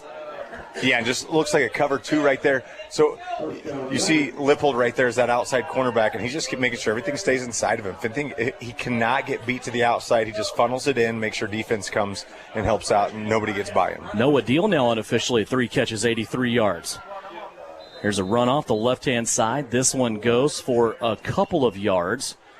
That one will belong to Brock Odendahl. 4 carries, 8 yards for him tonight. He moves it inside the 35 to the 33. Halstead still in hurry-up mode here. 2nd down and 8. Receiver in the slot, now 2 over on the right-hand side. And here's an interception. Look out, this might be a pick 6 going the other way. It's Bryson Lipold. Lipold has nobody out there but the quarterback, but he also has a blocker to help him, and it's a pick 6 for Southeast of Saline. Bryson Lipold, seemingly the only warm body out there in the flat, and he was able to catch it and take it back the other way about 70 yards on the interception. Not just a great play from Lipold being in the right spot, right time, like we talk about all the time, but how about Drew Weller getting out there, making sure that nobody takes care of him? You see a big-time play from Drew Weller. Defensive lineman right here, getting out in front, making sure nobody touches Lipold. Again, that's just a hustle play, a hustle touchdown. Right play, right spot. Great job from the Trojan defense. Lipold on the pick 6. About a 70-yard return on that one. Now the 2-point conversion is pending. What a play by Bryson Lipold, who I think you've said his name 34 times tonight already. I mean, he has just been, and it's been the last 2 weeks, right? We talked about Amarion Hollab last week. Bryson Lipold was that guy last week, too, for Southeast. Here's Potachik rolling out, has an open receiver, but that receiver has to dive down, making a catch. It's still going to count in the end zone. Grady Gebhardt with the diving catch. Isn't it? Maybe. Maybe. You're like me. You're like, maybe. I can't see from here. It might be Amarion Hollab. We'll keep it right here, Chris, as we are about minute 9 left to go here in the second half. Let's give it to Gebhardt. I don't know. I'll tell you the other thing that is really messing me up right now is they both have tights on the right leg. Do you think maybe when they got dressed, one being number 30, one being number 39, let's try to look as similar as possible, because gosh darn, they're making it tough for us. I'm just going to give it to the team. I don't know. I'll have to get the stats from Coach Potachik later. I'm sure everybody at home watching can see it. They have a better view than we do right now. It's difficult. We appreciate Halstead, giving us this inside the press box, but it's tough to see things from in here. So Bryson Lipold, quick change there for Southeast of Saline. And like you said, he didn't have to do much. I'm more impressed with you, Tyler, with the defensive lineman, Drew Weller, getting out there to take care of the one potential guy that could have got him. Now Adam Teal's going to kick it off. This is going to be a high end-over-end kick. Dragons will take it to the 25. It's Carmichael, and he will rumble his way out past the 30 to the 32, where Halstead will have another drive. So now it's interesting what you do if you're Halstead at this final drive of the half. Obviously, you want a positive drive to go into halftime with. However, there's enough time on the clock that if you don't take care of the ball and take care of business well, you know how much Coach Gebhardt wants to utilize any opportunity he can to run short clock offensive time. So I'm assuming this defense is going to fly around just like the game 0-0, and they're going to try to get the ball back for the Southeast offense. Uh-oh. Here's a loose ball back. Again, it's going to be recovered by Southeast. It's the third fumble of the first half and the fifth turnover for Halstead. Coach Ret told me against Minneapolis he thought they had 8 potential turnovers. They lost 5 of them, and I didn't believe him. And I hate to say this, but this is a team in an identity crisis. You know, we've seen them run the flex bone. We now see them go to the shotgun. We've seen multiple snaps not handled in that shotgun. That's not easy for a center. You see a lot of high school teams establish either under center or shotgun. You don't do both a lot because it's difficult. You have to do different things. Potacek, little pump and go, wants to go to the end zone. Back corner, Hopkins has it up, catches it. Did he catch it? Yes. The referee comes over, and it is going to be a 19-yard touchdown as Tiernan Potacek threw the deep ball to Malachi Hopkins for a touchdown. Oh, my gosh. What a throw. I lost it with where we are in the press box. Couldn't see it all, but you just saw the confidence in the throw. You saw the pump. You saw the go. Great play call. Again, we talk about how important these, late play calls are. You can't look at the score if you're a coach right now. You have the ball with less than a minute left. You have to run your offensive stuff. You have to act like this is a state championship game. It's exactly what Coach Gebhardt did right there, and a great throw from Potacek. 49 seconds left. Here's Grady Gebhardt on a sweep left-hand side. He's going to be swarmed by Dragons, and they will not let him score. So another touchdown here. This one, Tiernan Potacek to Malachi Hopkins in the back of the end zone. Comes off a Halstead turnover, and with 49 seconds left to play, it is 48-7. Southeast of Saline will step away, come back with more Trojan football after this.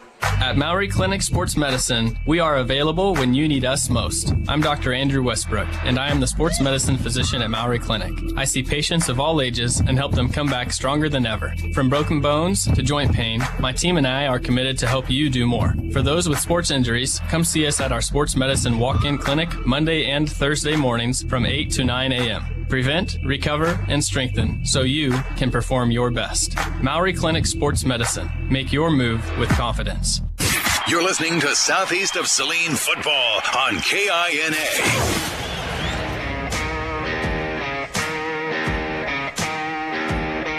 Back here at Halstead High School, Devin Haney, Tyler Smith.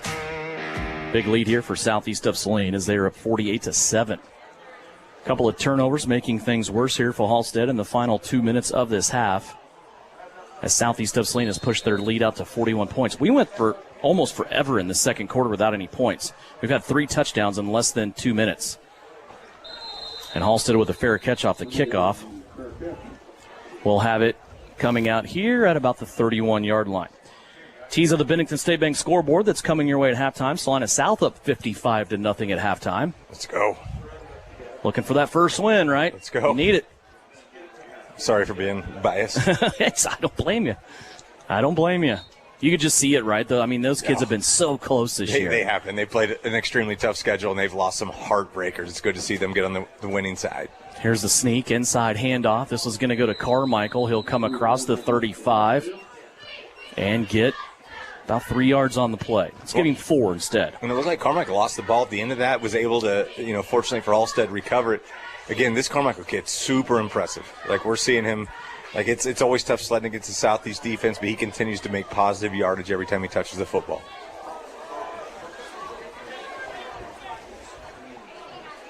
Second down and 6. Pitch out, right-hand side. Halstead looking for space over there. They have space. They have a first down as they're going to storm out to the 45-yard line with Edric Zorn. And that will be a gain of 7. Yeah, Jaden Closter right there, just good pursuit. Make sure he stayed with it. He, from that backside linebacker position, just made sure he had good position. Pursuit drill, pursuit angle. If you've ever played high school football or any football at all, it's all about pursuit and angles. You've ran those drills to dead in the legs, but great job from Closter. And the last play of the half does not go Halstead's way after Watkins, also Chambers and Swank all in there to throw the Dragons for a 3-yard loss. Last play of the half. We will not talk to Coach Mitch Gard here at halftime because our wireless mic never works in this facility for some reason. They're doing some construction, though. Maybe when we come back here again sometime down the road, it'll work. What do you think? Yeah, let's give it a go. Just unplug and replug. Set the reset button, right? 48-7. Halstead will try to do that here at halftime. Southeast of Saline with a big lead here at the break. On the Knauf Auto and Truck Accessories halftime report, we'll take a break. When we come back, we will check stats from the first half. We'll also take a check of the Bennington State Bank scoreboard, and we'll have a conversation with volleyball coach Shandy Olson. It's all coming up when we come back. It's a big lead here for Southeast of Saline at the break, 48-7, right here on KINA. Knauf Auto and Truck Accessories. Everything to bling out your ride in one place, including top quality lift kits, wheels and tires, bumpers, Jeep accessories, fender flares, bed covers, bed liners, step bars, even custom painting. Knauf Auto is the AmSoil dealer and has many synthetics and filters in stock. Visit Knauf Auto on Facebook for specials, great ideas, and let them make your truck stick out in a crowd. Knauf Auto and Truck Accessories, supporting the Southeast of Saline Trojans. It is third down and 8 for the Trojans. They really need to make the right call here. During the football game, it's crucial to make the right call. And in real estate, one call can bring a positive outcome from your real estate experience. Whether you're looking for rural property, upsizing to make room for the family, downsizing, or acquiring investment property, call Winnell Garrettson at salinahomes.com. What a call! Touchdown, Trojan! Buy or sell, call Winnell. New Image is offering ceramic tint. If you are sending your child off to school or your wife on a road trip, ceramic tint offers heat rejection up to 90%, privacy in a college town or in the city, and it helps keep wear down on the AC system, making the car easier to cool down. Never worry about you or your kid locking their keys in the car. With Drone Mobile, you can unlock their car for them from anywhere. Vehicle breakdown in an unknown area, GPS locating helps roadside services find your loved one quickly with the ability to send the vehicle location directly to the rescue squad. New Image Audio, your official tinting establishment for over 14 years, located at 340 South Broadway in Salina. Phone calls are welcome.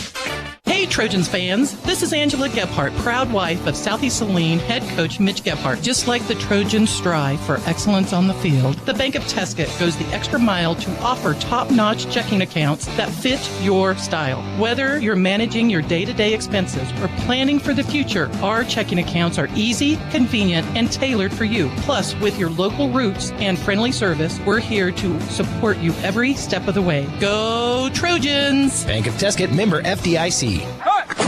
This is the Trojan Halftime Report. Coming up, a first half recap, stats, interviews, and a look at other area games. Let's head back to the stadium for Trojan Halftime on KINA. Back here on the Knauf Auto and Truck Accessories Halftime Report, I'm Tyler Henry, and it's time now for us to chat with head volleyball coach Shandy Olson. Our conversation presented by Winnell Garrettson at Salina Homes. Coach, first and foremost, thank you so much for giving us some of your time this morning. Yes, thanks for having me. So the regular season is in the books. Your team closed things out in Ellsworth. If you take the regular season as a whole complete package, what was the best thing you saw out of your team this year? So I just feel like the girls have really gained a lot of trust in me and what we wanted to do for the program. They've all kind of now understood their role as well as the game, I feel like, much better, and what we've been trying to accomplish. We've spent a lot of time on passing and coverage, which it does truly show throughout each game. Overall, what would you say are the biggest improvements that you've seen your team make from your first match to your last handful of matches? Still same thing, passing and coverage, that has been huge for us from day one. Because, like with any game of volleyball, you can't start the game if you can't pass the ball. So they have done a really good job, and working hard every day in practice. I know that every, season kind of tells its own story. What are some of the biggest hurdles or maybe challenges that your team faced in 2025? I just feel like we, having me coming in as another new head coach, them just trying to understand my expectations and what I was wanting to do with this volleyball program starting now going forward. But they've all been very, very, very receptive of everything I've had to say. And I know many times, the team that you end up with at the end of the season and looks a little bit different than the team you start the year with. Who are some players that you really saw kind of step up for you and your team down the stretch? I can't say enough about Sutton Douglas. She's shown great leadership. She's really kept everyone together when things are going good and when they aren't. Riley Donnelly is another senior who has really improved her game throughout this season. She works hard in whatever position I put her in. And of course, we got Reese Heinrich, Kaya Samuelson. They're both sophomores, but they play above and beyond their years. They're great leaders. Freshman middle, Veda Durfee. She was injured at the beginning of the season, but she worked really hard to get back on the court, and she's been a huge asset to our front row, along with junior middle Bryn Perry. All these girls have stepped up, even though our record may not show it, but they've been continuing to be resilient all this year. So overall, you get into kind of the most important games of the season coming up here at regionals. Where do you feel like this team needs to improve their play to, give themselves the best chance at regionals and give themselves a chance to make a run? Sure. So we don't have a really easy road here traveling to Wichita Trinity coming up Monday. They're 25-3. There's Garden Plains there, Smoky Valley there at that regional with us. It's going to be a challenge for us from the start, but if we just continue to play our game and play with confidence and be competitive, I think we'll do a great job. Well, and as you mentioned, regionals begin on Monday. You guys travel to Wichita Trinity. For the uninitiated, could you just kind of walk us through the format of regionals? Yeah, so we will play all three. We'll play Garden Plains, Smoky Valley, and Wichita Trinity on Monday. Games start at 5:00. So we'll have 3 tough games Monday night. Well, and it's a loaded 3A regional 3, like you mentioned, loaded at the top. 4 teams in this regional have a win percentage north of 800. I know you brought it up a moment ago, but how challenging is this regional that you'll be competing in, and how crucial will confidence be this week? Yeah, so like I said, Wichita Trinity, they're a pretty solid team. They're sitting at 25-3. Garden Plain also just became state ranked here in the last week, so that's going to be a tough matchup as well. We did just recently play Smoky Valley and ended up beating them in 3 games just last week. So we're pretty excited about our regional, and like I said, as long as we can play together as a team and put all the things that we've worked on throughout the season all together, we'll be just fine. Sounds good. Well, Coach Olson, thank you so much for your time, and best of luck to your team at regionals on Monday. Thank you very much, Tyler.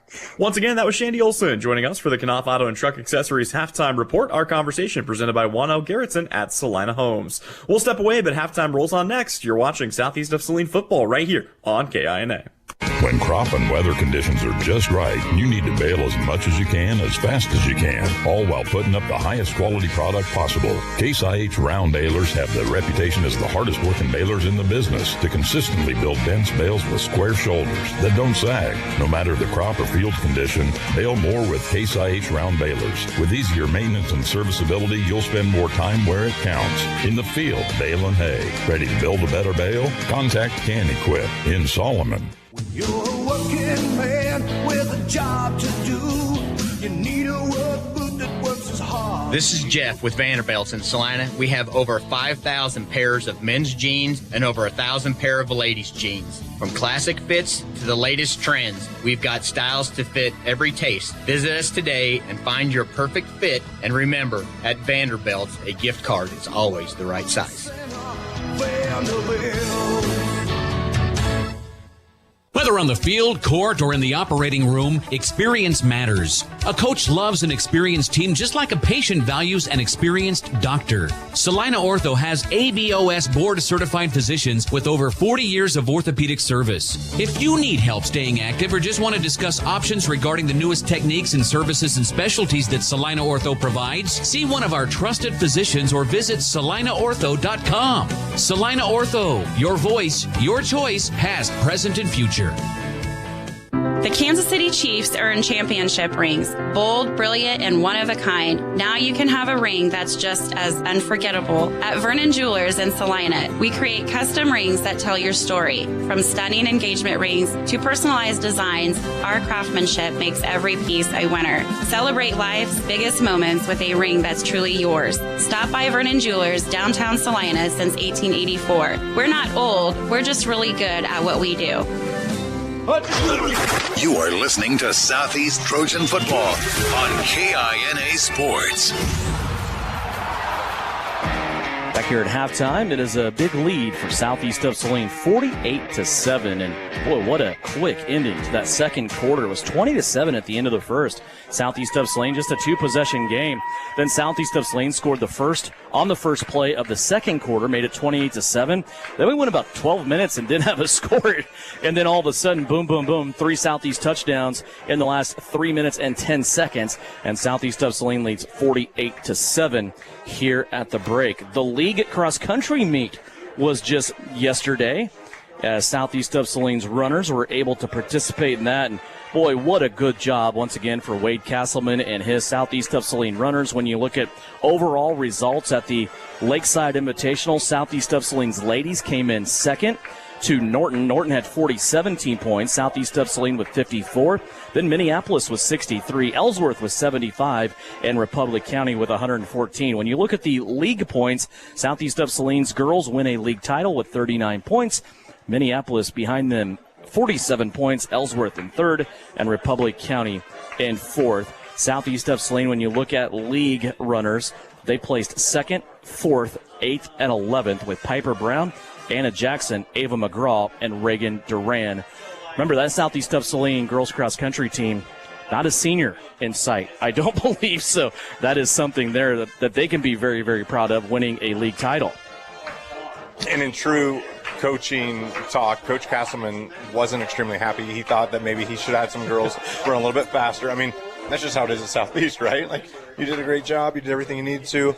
Coach Castleman wants his girls to be a little bit faster moving forward because it's big time now. I mean, now you're headed on every single race. That's a fun thing about cross country. Just like any other sport, anytime you're moving on this season, you got to be better. Looking on the boys' side, another trophy coming home for Southeast of Saline. The boys, 25 points overall. They weren't even close to second. Boys St. John's overall was second, 72 points.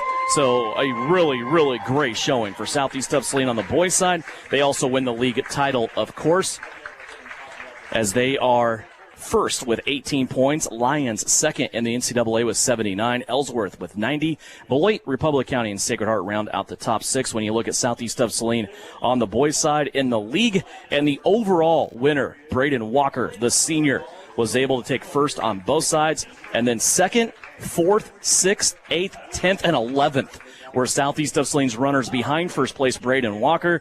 When you look at Brooks Carlin, Zachary Carlin, Edgar Calzada, Caleb Knopf, Cole Franklin, and Joseph Bircher. Those guys all placing in the top 11 as Southeast of Saline's guys put on a clinic yesterday at the league meet at the Lakeside Invitational. Tyler, so as you said, it's kind of the time of year where people from Southeast of Saline, they just wait for this time of year to run cross country. It's their time of year, right? Yeah, it really is, and they dominate every single meet they go to.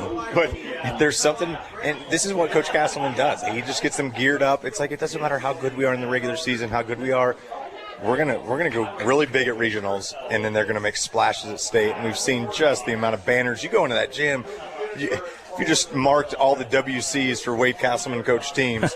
Holy moly, there's a bunch of them. He does a great job getting those runners ready, and they answer, don't they?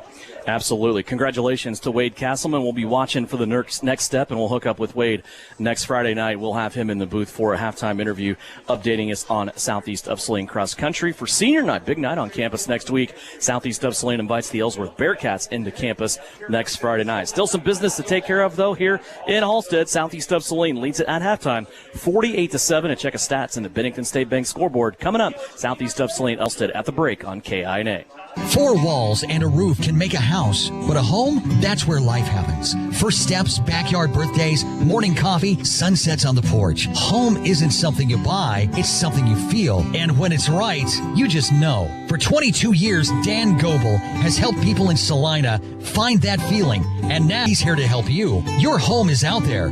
Dan Goebel knows the way. Call 785-819-1904 or visit Salina Homes to find your way home. Are you looking for a local brokerage firm to help you with your Medicare, life insurance, and annuities? L&L Advisors is the #1 local Medicare supplement and insurance specialist. Medicare can be confusing. Let the experts at L&L Advisors help make sense of it. Stop by one of 3 locations in Salina or McPherson and speak to an agent about the needs of your family. L&L Advisors, main office at 717 Roach, right off Crawford, and in the Central Mall, Salina, and downtown McPherson. Based on honesty and trust, contact L&L Advisors today. You're listening to Southeast of Saline football on KINA. Welcome back here on the Knauf Auto and Truck Accessories Halftime Report. We are in Halstead. It's the home of the blue track.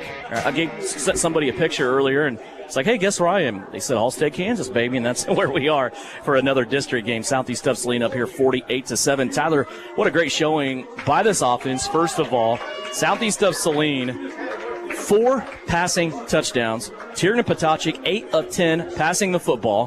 4 touchdowns, no interceptions. 253 yards of passing offense. We expected, and maybe this is because we're stupid, and right now Mitch Gebhardt and his coaching staff is proving how ignorant we can be at sometimes.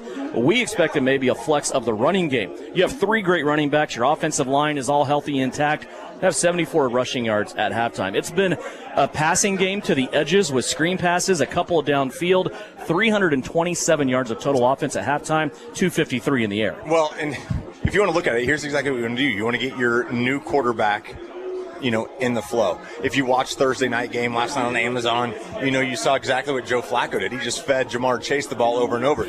It's new quarterback feeding the best player on the field the ball as many times as you can. Not dissimilar to what we've seen tonight. We've seen it's the creativity with how we've seen Potocik get the ball to Gebhardt. Not always in the run game. He's been his #1 target. Gebhardt was also Jacobs' #1 target. So again, you're not changing a lot what you're doing. But what a big game this is for Potocik to get under his belt, just to get that first start. The numbers he's putting up it depends what area you're from, but they're either Sega numbers or they're PlayStation 1 numbers or PlayStation whatever number. They're video game numbers he's putting up right now. And at some point, we like to say you don't look at the noise, you don't listen to the noise, you don't read the press clippings. It's impossible for these guys. I mean, they see him all the time. I mean, I'm sure Potocik's numbers are going to get thrown out on some social media site, and they're going to start recycling, and they should, because he's putting up a huge game. I think this is a game that a lot of people were keeping their eyes on to see what the Southeast Saline team would look like without Jacobson under the helm. Potocik's answered every single question that they've had, and it's been everybody else stepping up for the other injured Trojans to make this, and again, to go 1-0. And this offense hasn't functioned in the passing game without pressure. The Dragons have had some blitzes thrown at him. I think maybe that's the thing that has impressed me in this first half about Tiernan. Instead of throwing a suspect football, he just cradled the football, taking a sack, and then moved on. He knows a 2nd and 15, a 3rd and 16 isn't a death penalty for the sentence, for this offense. Yeah, you're right. He's not forcing the football anywhere. He's securing the football, living for that next down. It's something we always talk about. It's easy to say, but you always just want to live for the next down. That's a better play than, a consequence of forcing a football. And when you have the athletes that you have on the outside that Tiernan Potocik has at his disposal, you get the ball out to them quick. If they're not there, take the hit, get what you can, and live for the next down. That's exactly what the junior signal caller's done tonight. Let's continue on with offensive numbers brought to you by the Bank of Teskid. Grady Gebhardt right now the leading rusher, 6.5 yards a carry, has 10 carries, 64 yards, 2 touchdowns. Now on the season, Grady Gebhardt with 17 rushing touchdowns. He has 9 receiving touchdowns. He is not the leading receiver as far as catches. He has 2 catches for 129 yards and 2 touchdowns. Yes, that is impressive. Malachi Hopkins actually has 3 catches, 58 yards, and a touchdown. Also, Amarion Hollop, 2 catches, 53 yards. Bryson Lipold with a catch of 13 yards and a touchdown. Lipold also scored a touchdown on defense on a pick 6 for Southeast of Saline's Trojan defense. All in all, numbers from the first half, Southeast of Saline was 74 yards rushing, Halstead with 51, Southeast of Saline 253 yards in the air, Halstead with 98. Your total numbers of offense here at halftime. Southeast of Saline 327, Halstead with 149. Now time for the New Image Audio Keys to Success and what you want to see most from the Southeast of Saline team, Tyler, here in this second half. Well, I think how the second half went last week, your number one goal is to make sure you have a full team ready to go next week against a big senior night showdown against Ellsworth. Like, you got to stay healthy, and that's one thing we talk about it all the time, just the number of Trojans we see come in and out, without there being line changes. We talk about this, the young guys, the second guys on the on your depth chart getting time, but let's get deep into this depth chart tonight. Let's make sure everybody stays healthy, walk away instead of getting carted off. Southeast of Saline set to receive the opening kick. We still owe you a check of the Bennington State Bank scoreboard. We'll work that in as we go through here in the third quarter. Southeast of Saline 48-7 as they are set to receive the opening kick from the Dragons. Here's Martinez's kick. It's going to bounce and then be brought in here by Amarion Hollab. He kind of put two hands out in front, kept that ball in front of him, and he's going to return it out here to the 35-yard line, and that is where we'll see Tiernan Potachik in this Southeast of Saline offense. It's got to be a familiar place for Tiernan, right? He usually comes out and starts the second half anyway, but they're going to put him out there again and let him run this Trojan offense once again here for Southeast of Saline.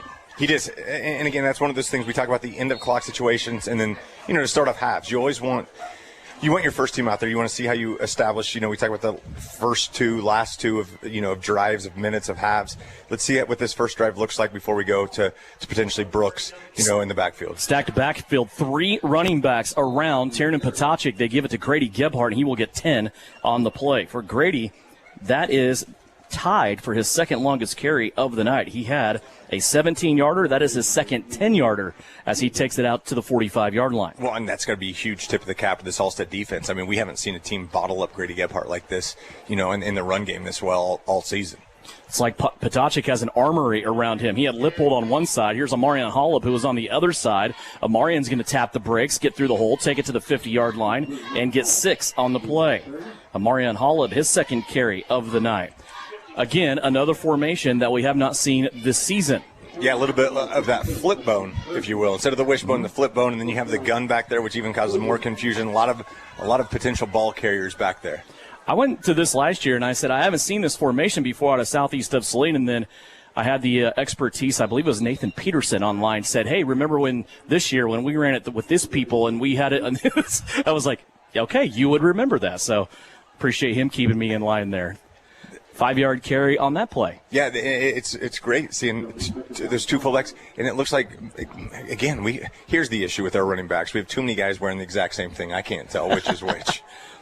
Here's a fake to Grady Gebhardt. Potachik's going to air it out down the left-hand side as a receiver, but a defensive back there for Halstead, and an interception taken in by Halstead's Noah Deal. He is an athletic young man, and Noah Deal went diving inside the 5-yard line and gets an interception from Southeast of Saline. Yeah, just a great play from Deal. I think Deal was the only player on the field that knew where that ball was going. You saw two receivers. You saw Hopkins and Hollab both running routes in a similar direction, but Deal had a beat on the ball. He understood where it was, read Potachik's eyes, and 55 yards down the field makes a great athletic diving interception. It's a big-time play from Deal. Deal has 3 catches for 83 yards on offense. That's his first catch on defense tonight as the first turnover occurs here in the passing game for Southeast of Saline, and they will take over at their own 3-yard line. Halstead backed up here. They're going to give it to Carmichael, rumbling his way through again, and he will get a couple of yards and take it out to the 5. Yeah, and again, you see that it's Swank and it's Chambers getting up from the bottom of that pile. It's just so tough to run inside that A and B gap when those two are just collapsing in so hard. And again, you want to say you got to get the ball to the perimeter, but I don't know how you get the ball to the perimeter when you have, Lipold and Lilly and, and Gebhardt out there doing everything they're doing. It's just tough sledding right now when you're backed up like this from Halstead. Hopkins on one corner right now, Bramblett on the other for Southeast of Saline, as Halstead will run it straight up the gut again. A little shade to the right for Edric Zorn. And he will get maybe 2 on the play. Yeah, again, it's a Lilly on the outside. Again, keeping that contained. We talk about that all the time. Your leverage, making sure your outside foot is positioned, so you can't get beat on the outside. And that's exactly what Lilly did right there. It's a good tackle. He gets beat to the outside. You don't know what's going to happen. He makes sure he funnels that football inside, lets his guys come help him with it. 3rd down and 6 for Halstead. Ball sitting just outside of the 5-yard line after the interception for Noah Deal. He will come out split over to the left. He is in a one-on-one matchup with Malachi Hopkins. Zorn goes in motion. They want to look out here to Deal on the little flag screen. He's going to catch that to 3. Now puts a move on to Malachi Hopkins. Noah Deal looked like he was going to be on the loose, but there's your guy, Tyler. It is, once again, Bryson Lipold probably saving a touchdown for Southeast of Saline as Noah Deal takes it out to the 23-yard line on a gain of 18. Yeah, great pitch and catch from Halstead right there to convert on that 3rd down. But again, just make sure you keep everything in front of you. Don't give up the big play. You understand that your defense, it's going to have to take a big play to beat this defense. We haven't seen Halstead establish that they can contain consistent drives. So as long as you don't give up the big play, you're going to be fine. Halstead needed that when it gets them out of the course of their own end zone. Here's another completion over to Cornejo on the right-hand side. That's his 2nd catch of the night. He's going to have a 1st down and then plunges ahead for a gain of 14. Well, Cornejo's a name we've said numerous times tonight. The sophomore, a great frame. I mean, he does a great job attacking the football. 6'2", 150. Listen to the program, catching the ball with the hands, gets it tucked in, gets positive yards. He's got at least 20 yards just after the catch tonight. He does a great job just catching it and really difficult to bring down. Out to the 37. 1st down and 10. Once again, Dragons. Moving a couple of guys around. They will give it straight up the gut, and again, a big chunk of yardage. About 8.5 this time for Brock Odendahl. And Devin, I think you said it right there. When you're talking about the movement and the shifts, that just changes everything from a defensive perspective. A lot of times defensively, if you're just lined up in the right spot, you're going to do the right things. But anytime you shift, and shifting means you're moving multiple guys, you got to get set for at least a second before you can then motion another guy or snap the football. You're seeing Halstead do that a lot more right now, and you're seeing them get positive yards. You got your defense set up, all of a sudden you see a shift. You have to wiggle things around defensively, and Halstead's taking advantage of that. 2nd down and 2, Dragons as they push the ball towards midfield. Here's the give again, and they'll have a 1st down and a pile of players near the midfield stripe. Killian Vaughn, one of the first guys there to take down Reese Carmichael. Carmichael had the 1st down on a gain of 3. Yeah, Reese Carmichael again. Just you give him the football, he's going to give you positive yards. Even if he gets tackled in the backfield, he's usually going to fall forward. He didn't have to gain much right there. He didn't get much, but he fell forward for a 1st down. Football setting at the 49. Edging up near the midfield stripe. Here's play action. Willick wants to throw. He has a guy out here, was open, but then deflected at the last minute. Looking that time for Edric Zorn, but Bryson Lipold knocked it out of the airspace. Yeah, again, Lipold just being right spot, right time. He was fooled a little bit, got turned, got the hips back around, deflect that ball with his left hand. If he was in the correct position, you would have seen that ball with the right hand with his left hand on the receiver, but it had to be the left hand because he was fooled, hips were turned around. Nevertheless, it's his length. That's what creates so many issues out there. Did a good job playing the ball. There's been some guys over the last few years that have been good football players, and then they hit their senior year, and I am amazed.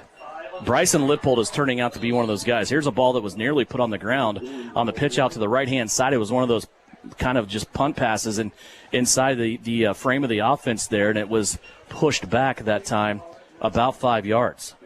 Devin, back to your point about Lipold. I mean, he's done everything that stands out to me as like an all-state linebacker. I mean, everything he does. And I'm not saying these guys were worthless before their senior year, but I want to give you like Evan Watkins, Cameron Whitty, people like that were really solid football players in their senior year. It's just like, holy cow. But you look who they were playing behind. Yeah. You know, for years and years and years, these guys have to fight so flipping hard Monday through Thursday to even get on the field on Friday nights, and they're playing behind all-state kids, and all of a sudden they get their chance and they shine. From the 44, it's 3rd down and long, and there's a sack by Lyric Lilly. Lyric Lilly came storming in. He had Chambers on one side, Swank on the other, and Lyric Lilly able to get a handful of goodness from Brody Chambers that time. Well, and that goes right back to the point we're just talking about. It's Lyric Lilly. We've seen his minutes and his snaps increase tonight due to injuries elsewhere. So what does he do? He's taking full advantage. Great sack from Lyric Lilly, and just so many Trojans falling behind. Lyric had a leg injury in the preseason that just kind of left him on the questionable shelf there, but he's worked his way back. He's having a great game tonight. 2 guys back deep between the 20 and 25-yard line. It's Hopkins and Holub for Southeast of Saline. And the punt the snap over the punter's head all the way back inside the 10 to about the 5. Southeast might have covered it. Martinez was on the ground. His belly was on the grass. He was trying to scoop it in. Southeast of Saline wasn't having it. They just went after it aggressively, and they were able to recover a fumble. That's the 6th turnover for Halstead in this game. Yeah, and the 3rd errant snap, and you hate to see that because Halstead's they're doing so many things right. They're doing so many things well. We're seeing them move the football. We're seeing drives go, and if they stall out, you've got to be able to at least give the ball to Southeast Saline on your own terms. That's 3 times now we've seen it where it hasn't been on their own terms. They haven't even caught the snap. It was such a promising drive. Remember, Halstead started out their own 3 after the interception, but they're going to give it back here to Southeast of Saline just outside of the 5-yard line. Grady Gebhardt directly behind Tiernan Potacek. They're going to give it to Grady, who will just stutter step, go off the right-hand side. He'll move it inside the 5 as Southeast of Saline for the first time in this half operating in the Can-Equip Red Zone. It's the Case IH Red Zone brought to you by Can-Equip in Solomon. Yeah, again, nothing pretty there. Just give the ball up the gut, see what happens. And again, this Halstead interior defense, they're doing a good job. They're making it really tough for Grady to get yards inside where we see him usually just rip people apart. 2nd down and goal, ball sitting at the 4. Holub and Hopkins out to the left-hand side. They're heavy that way. Potacek will give it to Gebhardt. Grady walks this one in untouched. It's the 3rd rushing touchdown of the night for Grady Gebhardt, and it comes on his 13th carry with 80 yards, now 3 touchdowns on the evening. And just the bread and butter, right? We talked about you continue to go up the middle, and all of a sudden they made a huge hole for Gebhardt. He could have ran that thing for a mile before he got touched. Clock is running, 1:33 left to go here in this game. As Southeast of Saline going to line it up and go for the extra point kick. This will come out of the hold of Tiernan Potacek. Adam Teal. The snapper, I believe, is Lyric Lilly. The kick is up, and it is good. And there will be celebrations all around as that is the first successful point-after kick for Southeast of Saline this season. And it comes as the last minute winding down here in the 3rd quarter. We'll step away quickly, back with more Trojan football after this on KINA. Hi, this is Geraldine Diedrich, RN.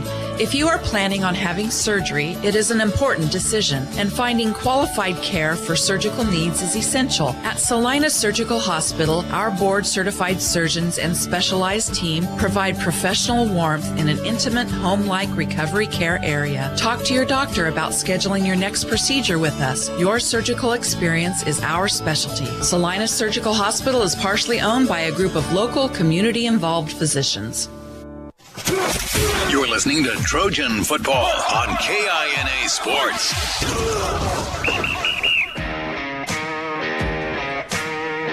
Back here at Halstead, the end of the 3rd quarter as that clock ran down. We'll keep it right here. That last scoring drive for Southeast of Saline, it was a quick scoring drive, 2 plays. Grady Gebhardt, his 3rd rushing touchdown of the night. It's his 5th touchdown overall, and that pushes the lead to 55-7 for Southeast of Saline. They were down 7-0 in this game, has reeled off now 55 points in a row. That scoring recap brought to you by Dr. Andrew Westbrook at Maury Clinic Sports Medicine. Also want to update you on a couple of things. Don't forget the Southeast of Saline Booster Club brings you live coverage to showcase exceptional student activities and build that purple power.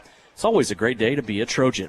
Gypsum Fall Festival coming up tomorrow, August 18th. It's a full day of activities. See a full schedule of events for the Gyp Show, Fall Festival, and Carnival on Facebook with the Gypsum Valley Booster Club.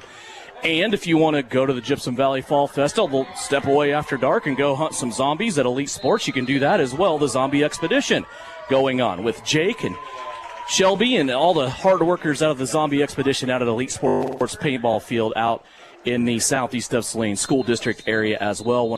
Southeast of Saline football here tonight from Halstead. The kickoff to start the 4th quarter goes through the end zone as Southeast of Saline will go on defense once again. Hey, I'll tell you right now, the Smith girls are at Elite Sports Paintball, and they are loving it. I've been seeing pictures getting sent.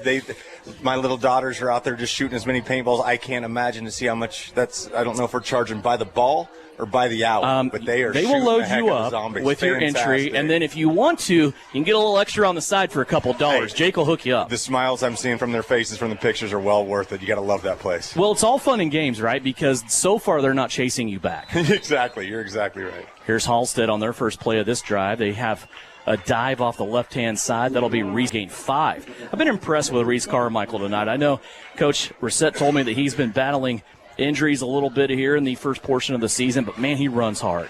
Devin, this is going to be one of those teams that's going to be fun to follow next year, especially not being on Southeast schedule, because this is a team that has parts that can be very successful. 2nd down and 5. Now a play by Tyson Keller in the backfield as we start to see some of these guys really kind of flex there a little bit. Tyson Keller in there making the stop on Halstead that's going to cost the Dragons 4 yards. Yeah, we've talked about Keller a lot on special teams in weeks before. We haven't talked about him much tonight, but right there just making sure we know his name and we say his name. That's a great play from the outside linebacker. Tyson, remember when we talk about kind of the quarterback shuffle going on at Southeast, he's one of those guys that's capable, came in last year as a freshman, played some QB if I remember right. Third down. It's a revolving door. Oh, yeah. I mean, if you're wearing purple, you can do it. I had to clarify with Coach Gebhardt that Grady has never played quarterback because, I mean, we know what the family is, right? Yes. I mean, it's... But, you know, when you think about it, it makes sense that he hasn't as Halstead throws a pass out to the right-hand side that'll be close to a first down. He's always had Gannon Jacobson kind of right next to him. He's probably running routes, you know, for Luke and for Jackson. Exactly. And, you know, he's always been the youngest running the fly routes in the backyard. I'm assuming at some point he had to block for them when he was, 4 or 5 years younger than them. You just always playing backyard football. Like, not everybody can be a Gebhardt quarterback, but he made a good decision playing running back. I think so. 4th down and 1 here for the Dragons, as they will try to get to the 30-yard line. They hand it off to Carmichael, and he will do exactly that, get 5 yards as he goes right up the middle on his 14th carry of the night. 53 yards for Reese Carmichael. And a first down for Halstead. That will put the football at the 35-yard line. Yeah, good job from Reese right there to get that first down. But it's Sawyers and Burton Brooks, the freshman safety, coming in making the tackle to make sure that play didn't spring any further. Again, you talk about young guys. This Southeast team's just as loaded as anybody else. Good play from a sophomore and a freshman. Hendricks London there at safety right now for Southeast of Saline. As Halstead will run it for about 7 yards. Straight up the gut. That will belong to Brock Odendahl, who really got this game off to a thunderous start on his halfback pass. Also in there for Southeast of Saline, Burton Brooks in that secondary. Adam Teal, another guy that has played tonight at corner. And this is going to be Edric Zorn, who will get about another 6 yards out to the 49. Yeah, nice play. You saw, again, Brooks comes up and fills up, but you also see Christian Peterson, another freshman right there, getting his nose dirty, getting it in there, and that's not easy. I mean, this Carmichael, and you see this Halstead offense, despite being, young, they're played a lot of Friday night games. These guys have not from Southeast right now. Kane Sawyers, Brody Schmidt in there as well as Odendahl takes that big carry inside the 35 to the 33-yard line. And you can see this Halstead offense just picking up some steam. They're keeping the ball in between the tackles. They'll kick it out every once in a while if they need to, really establishing that inside run game against this younger Southeast defense. Here's the misdirection, ends up with Edric Zorn once again, and he will rush off the right-hand side for a gain of 4. Second down and 6 coming up here for the Dragons. Football sitting inside the 30 now at the 29-yard line.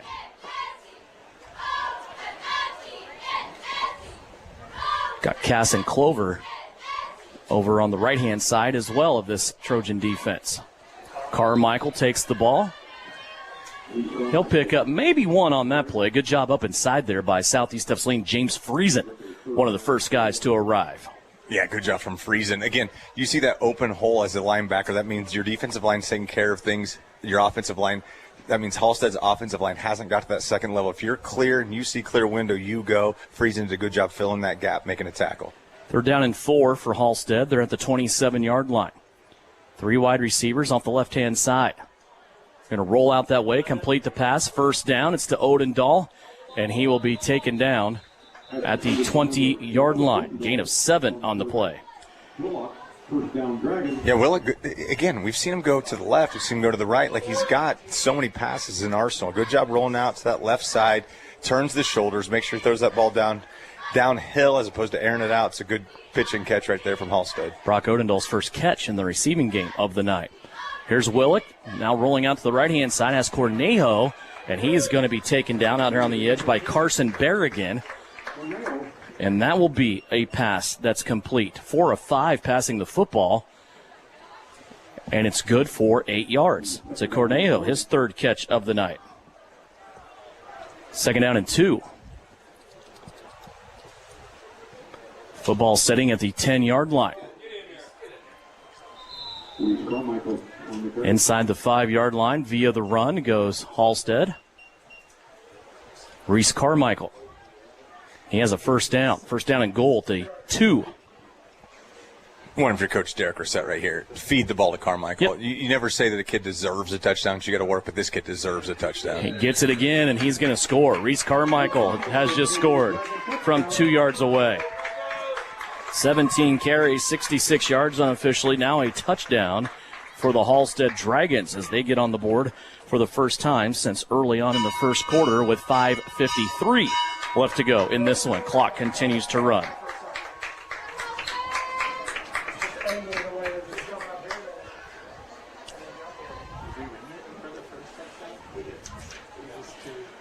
Point after by Martinez is up and good. So Reese Carmichael gets his first rushing touchdown of the season as we step away. More Trojan football coming up when we come back here on KINA. The hours of drills, the pre-dawn workouts, the hundreds of laps. It takes hard work, passion, and drive to do what you love. When you're sidelined by injury, Salina Regional Sports Medicine is just as committed and works just as hard to get you back in the game. Salina Regional Sports Medicine, 785-452-7366. SalinaRegionalSportsMedicine.com. You are listening to Southeast Trojan Football on KINA Sports. Back here in Halstead, last few minutes of the fourth quarter, Reese Carmichael has scored his first rushing touchdown of the season as Halstead has scored 55-14 now our score here as Halstead gets ready to kick it off again. Let's take a check-in at the Bennington State Bank scoreboard at the end of 3. Salina South leads Hayesville Campus 55-6.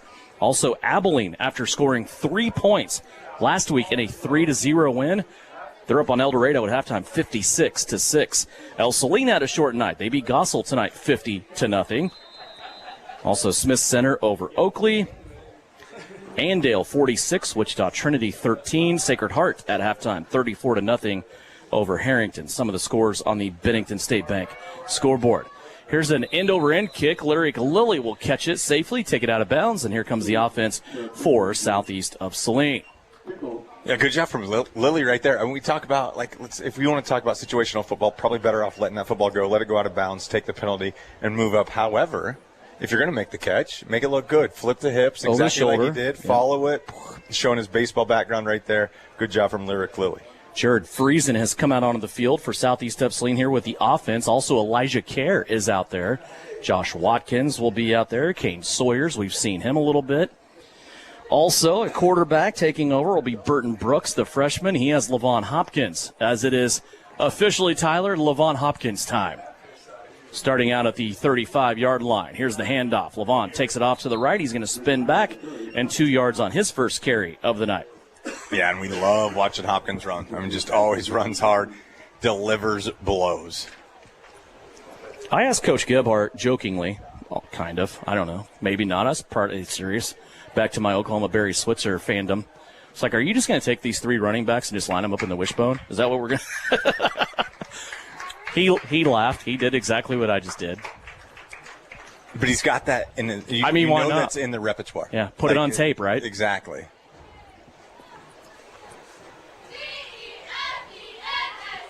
Fake to Levon. Quarterback keeper off the read that time as Burton Brooks straight ahead. Ran into a stone wall full of Dragons that time. No gain on the play for Brooks. That'll bring up 3rd down and 8. Football sitting at the 32-yard line. Well, and let's take everything aside. Like any freshman, I don't know where his read was there. Probably was a give, considering he just ran into a wall. But you got to appreciate a freshman quarterback says, I'm not going to give. I want to run into that wall and see if I can bust out of it right there. But again, this playbook stays the same. It doesn't matter who's at quarterback. Obviously, the score is going to dictate kind of what your play call is. But Brooks can do some things. Brooks, a floater out to the right-hand side, put it too tall for James Friesen, trying to run that screen out to the right, and it is incomplete. Coach Jacobson makes his way down from the perch above us. 4th down and 8. Coming up here for Southeast of Saline. Football sitting at the 37-yard line. Stay tuned in postgame. It's right around the corner with that running clock. We'll have a Vernon Jewelers Gym of the Game. We'll also have an Everhart Precision Pass of the Game, brought to you by Everhart Precision Ag. So we go through the Commercial Tire Center's postgame report. Coming up quicker than you think. Here's the punt for Southeast of Saline. Good roll. It's going to go inside the 30. Picked up by Halstead there. And then here comes the return. And a nice tackle over there by Tyson Keller again. Tyler, answering your call on the special teams, there's our guy, Tyson Keller. Yeah, he's just there. He has a nose for the football. Whenever he has the opportunity, he's usually around it. And you saw him just make another really good special teams play right there. So here we are. You know, it looks like Halstead might be – they're going to stick with that same offensive unit I think we've seen a lot of, and good for them. They've gotten things rolling a little bit. That's what you always want to do when you're in a game. Despite what the score looks, you want to have a good taste in your mouth at the end of a Friday night, and the last drive they had was their best. Less than a minute, about a half a minute to go in this one. First down for Halstead at the 37-yard line. They're going to give it to Odendahl. He's going to pile ahead, gets about 3 on the play. 41 yards on the ground, 8 carries. That may be our last play of the game. Looks like both teams are happy there, and that will be the last play of the contest. So Halstead came out. They made it interesting early on as they brought out the trick plays. Had a halfback pass for a touchdown, then pulled an onside kick. They were able to recover it. Southeast of Saline sustains that early momentum for Halstead, and they end up getting victory 55-14. Southeast of Saline now goes to 7-0 on the season. Halstead drops to 1-6, and this sets up a big matchup next week between Southeast of Saline and Ellsworth. A lot of things on the shelf that you can grab in that game for Southeast of Saline if they're able to beat Ellsworth next week. We'll talk about that. We'll take care of other things when we come back in postgame. It's brought to you by Commercial Tire Centers, and it comes after a Trojan victory 55-14 over the Halstead Dragons right here on KINA. Sage is your go-to source for industrial strength cleaning products, ice melt, floor equipment, paper, asphalt, and just about everything in between. Whether you're a maintenance supervisor, a small business, or just wanting your home to look amazing, stop by 732 North 9th Street in Salina, where we will be happy to assist you. You can also visit us at sageselects.com or call us at 309-1919. Sage Products, the right call every time. Lily Pad Septic, this is Callie, where we can get you a flush in a rush. How can we help you flush today? Oh, it smells like something died out by my septic tank. It's bad. Oh no, I know that smell you're talking about. Cole! I smelt it from here. Flush the freakishly fast frog. I'll follow the funk. It's not a dead animal, sir. It's your septic tank venting gases. Oof, she's full. Real full. That's the smell. I've got to get back and tell Callie. Callie, he needs a pump out, quick. Already got a pump truck rolling. If you need a flush in a rush, call Lily Pad Septic. We guarantee to inspect your septic issues within 24 hours. Or you get a free septic tank pump out worth $399. Lily Pad Septic. We'll be there in a splash. Callie, quick, kiss me. That stink stuck to my skin. I don't know if I can. Oh, good. I can smell other things again. Fall is the absolute best time for the experts at Commercial Tire Centers to look over your vehicle. Summer was tough on your tires, and winter's coming on strong. You don't want to be left stranded with tires that aren't performing. Car, truck, SUV, trailers, farm, and big rigs. Commercial Tire will help you keep safe and productive. Commercial Tire Centers, West Crawford and North 9th in Salina. Commercial Tire Centers, where service is everything. Time for the Trojan postgame show on KINA Sports. Stick around for the game recap, final stats, and reaction from the coach. This is Trojan football on KINA. Back here on the Commercial Tire Center's postgame report after a Trojan victory, 55-14 here on KINA. We will not have a reaction from Mitch Gebhardt tonight. Unless he comes up to the press box and visits us, we'll see. Of course, the wireless mic is inactive tonight, taking a break until next week when a big matchup goes down with the Ellsworth Bearcats. Well, Tyler, this first quarter really had a lot. For the first time this half, Southeast of Saline looked at the scoreboard. They found themselves behind after Halstead had a halfback pass that they were able to throw with Broke Odendahl to Noah Deal. That pass went down the field for 62 yards. They added on the extra point, and then they throw an onside kick into the mix. They get the ball right back, and it's almost a state of shock maybe that could hit Southeast of Saline, but you nailed it on the head. You said this Southeast team was not shaken. They were able to put up a stand after the onside kick on defense. Tiernan Potacek got an interception, brings his offense out on the field, and with 9:12 left to go, about 2 minutes and 8 seconds after the Halstead touchdown, Southeast of Saline scores on a Grady Gebhardt touchdown run. It was first of 3 touchdowns on the night on the ground for Grady Gebhardt. He also had 2 touchdowns receiving, and that was just kind of the let's sustain the waters, let's calm things down here a little bit and get back to Southeast of Saline football. But the start of this one, that whole first quarter was wild. Yeah, tip of the cap to Derek Ret and his Halstead Dragons. Like, he had them ready, and that's what you have to do in a matchup like this when you're the overwhelming underdog. You got to come out and throw a huge first blow, and gosh darn, they did. I mean, they did everything they needed to. Look at our Everhart Precision Ag Precision Pass of the night. It wasn't a spectacular play, but I'm looking for something other than a screen, right? That Southeast of Saline screen game tonight was huge once again. I like the first play of the second quarter. You're in a 2-possession game. You've weathered the first quarter storm of the blows that Halstead was throwing at you. You're still only up 20-7. But your first play of the second quarter, Tiernan Potacek rolls out a little bit. He finds Bryson Lipold running wide open in the end zone. It's a 13-yard touchdown pass. That tonight, our Everhart Precision Ag Precision Pass of the night. Yeah, and that's a matchup, or that's a target that you're going to have to see more and more. I mean, obviously teams are going to continue to key on Gebhardt. I mean, we talk about Gebhardt's huge numbers. Every team's keying on him. It's usually not a surprise. That screen game kind of catches them off guard. But you got to find somebody else. And, without Caden Berrigan tonight as well, I mean, you talk about having just a litany of injuries. I mean, when you don't have KB, I mean, that's usually kind of your safety blanket. When you can't find somebody open, you either go to Hopkins or Berrigan. But with Berrigan being gone, there's a lot of people on Hopkins tonight. Lipold really did a good job just always being in the right spot. Big-time touchdown reception to set that tone in the second quarter. I said in pregame there were some guys that were game-time decisions tonight. I said anywhere between 2 and 5 starters will not play. 3 of them, I think, did not play tonight. Of course, Gannon Jacobson, Kenyon Douglas did not see action. Caden Berrigan did not see action as well. I think everybody else was able to play in this game. Be interesting to get an update on Eli Jennings to see what his status is. He went off a little bit kind of gimpy there in the second quarter, or first quarter, I believe that was. But when I look at the gem of the game with Vernon Jewelers, there's skill players flying all over the place tonight. We talked about Bryson Lipold. We talked about Larry Kalili. We talked the huge game by Grady Gebhardt tonight.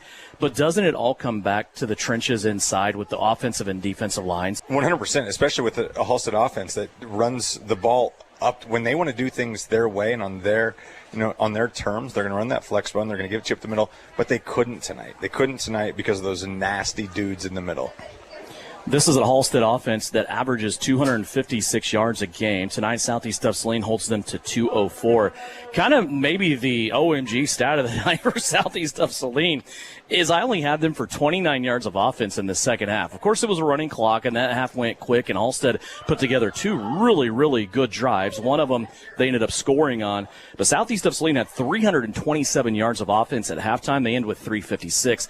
That's an off night when you look at Southeast of Saline, but still they put 55 points up, and it's scoring that they lead the state of Kansas in. It's the scoring offense and points on the board. Well, and you get a lot of credit for scoring offensively, but your defense leads you to short fields, and that's what we saw a lot tonight. There was just so many turnovers from Halstead. I mean, there were so many times that we saw these unfortunately couldn't get out of their own way, and that pressure from Southeast. I mean, all of a sudden, those simple snaps back to your quarterback or back to your punter aren't simple because that's that pressure. It just continues to come at you.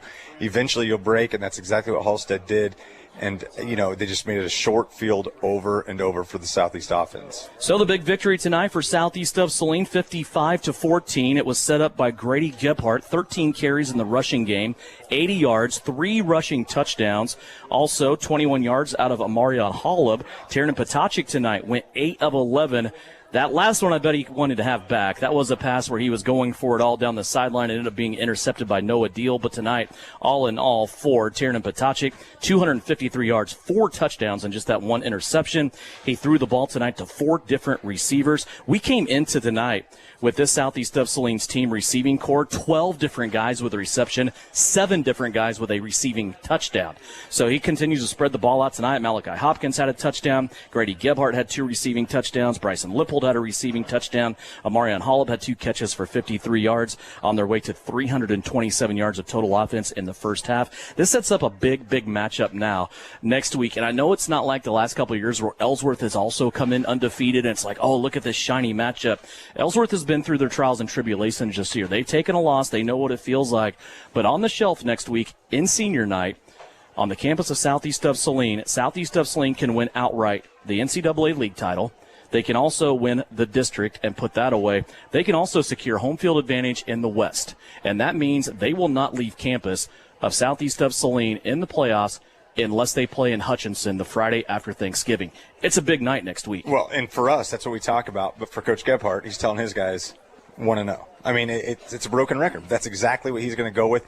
No game's bigger than any other game with Coach Gebhardt and this team, and they're going to be excited to play. It's going to be a huge game for the entire community. We're going to see these seniors for one last regular season game. You know, as you alluded to, we'll see them in the postseason if you win the district and you take care of that home field advantage. But what a senior class that we get to celebrate, and it should be a magical night next week. And the biggest senior class as far as numbers, I don't know, it might be size too, as far as the scale goes, that I remember at Southeast of Saline. It is a big senior class. Just with football, of course, we'll celebrate all the fall sports next weekend, next Friday on the campus of SES. Big sports weekend here on KINA. Of course, Kansas Wesleyan coming off their bye. They're in action tomorrow at St. Mary. Join Tyler Henry for that one. And then it's Chiefs Raiders on Sunday. It's a noon kick pregame here on KINA at 11 o'clock coming up on Sunday. Then Chiefs Kingdom Show wraps it all up on Monday. We will be back on your airwaves Friday with Senior Night, brought to you by New Image Audio, coming up next Friday as Southeast of Saline entertains Ellsworth. Don't forget, we'll check in with the Chiefs, see what they have on tap for the Raiders, as Randy Picking will take us through Red Friday. That will take us up to the Scoreboard Show at 10 o'clock, then a full hour of scores and game wraps from across the state of Kansas from 10 until 11 o'clock, brought to you by Salina Surgical Hospital. It all comes after a big Trojan victory. Southeast of Saline pushes their record now to 7-0 on the season. They push the winning streak to 20 with a 55-14 victory over the Halstead Dragons. For Chris Cadle back at the studio, also Trey Tully producing that live stream video tonight. It's brought to you by Asaria Oil and Hardware. Tyler Smith next to me. My name's Devin Haney. I want to thank you as always for joining us and making us part of your Friday night as the Trojans win at 55-14 right here on KINA. The Trojans are experts.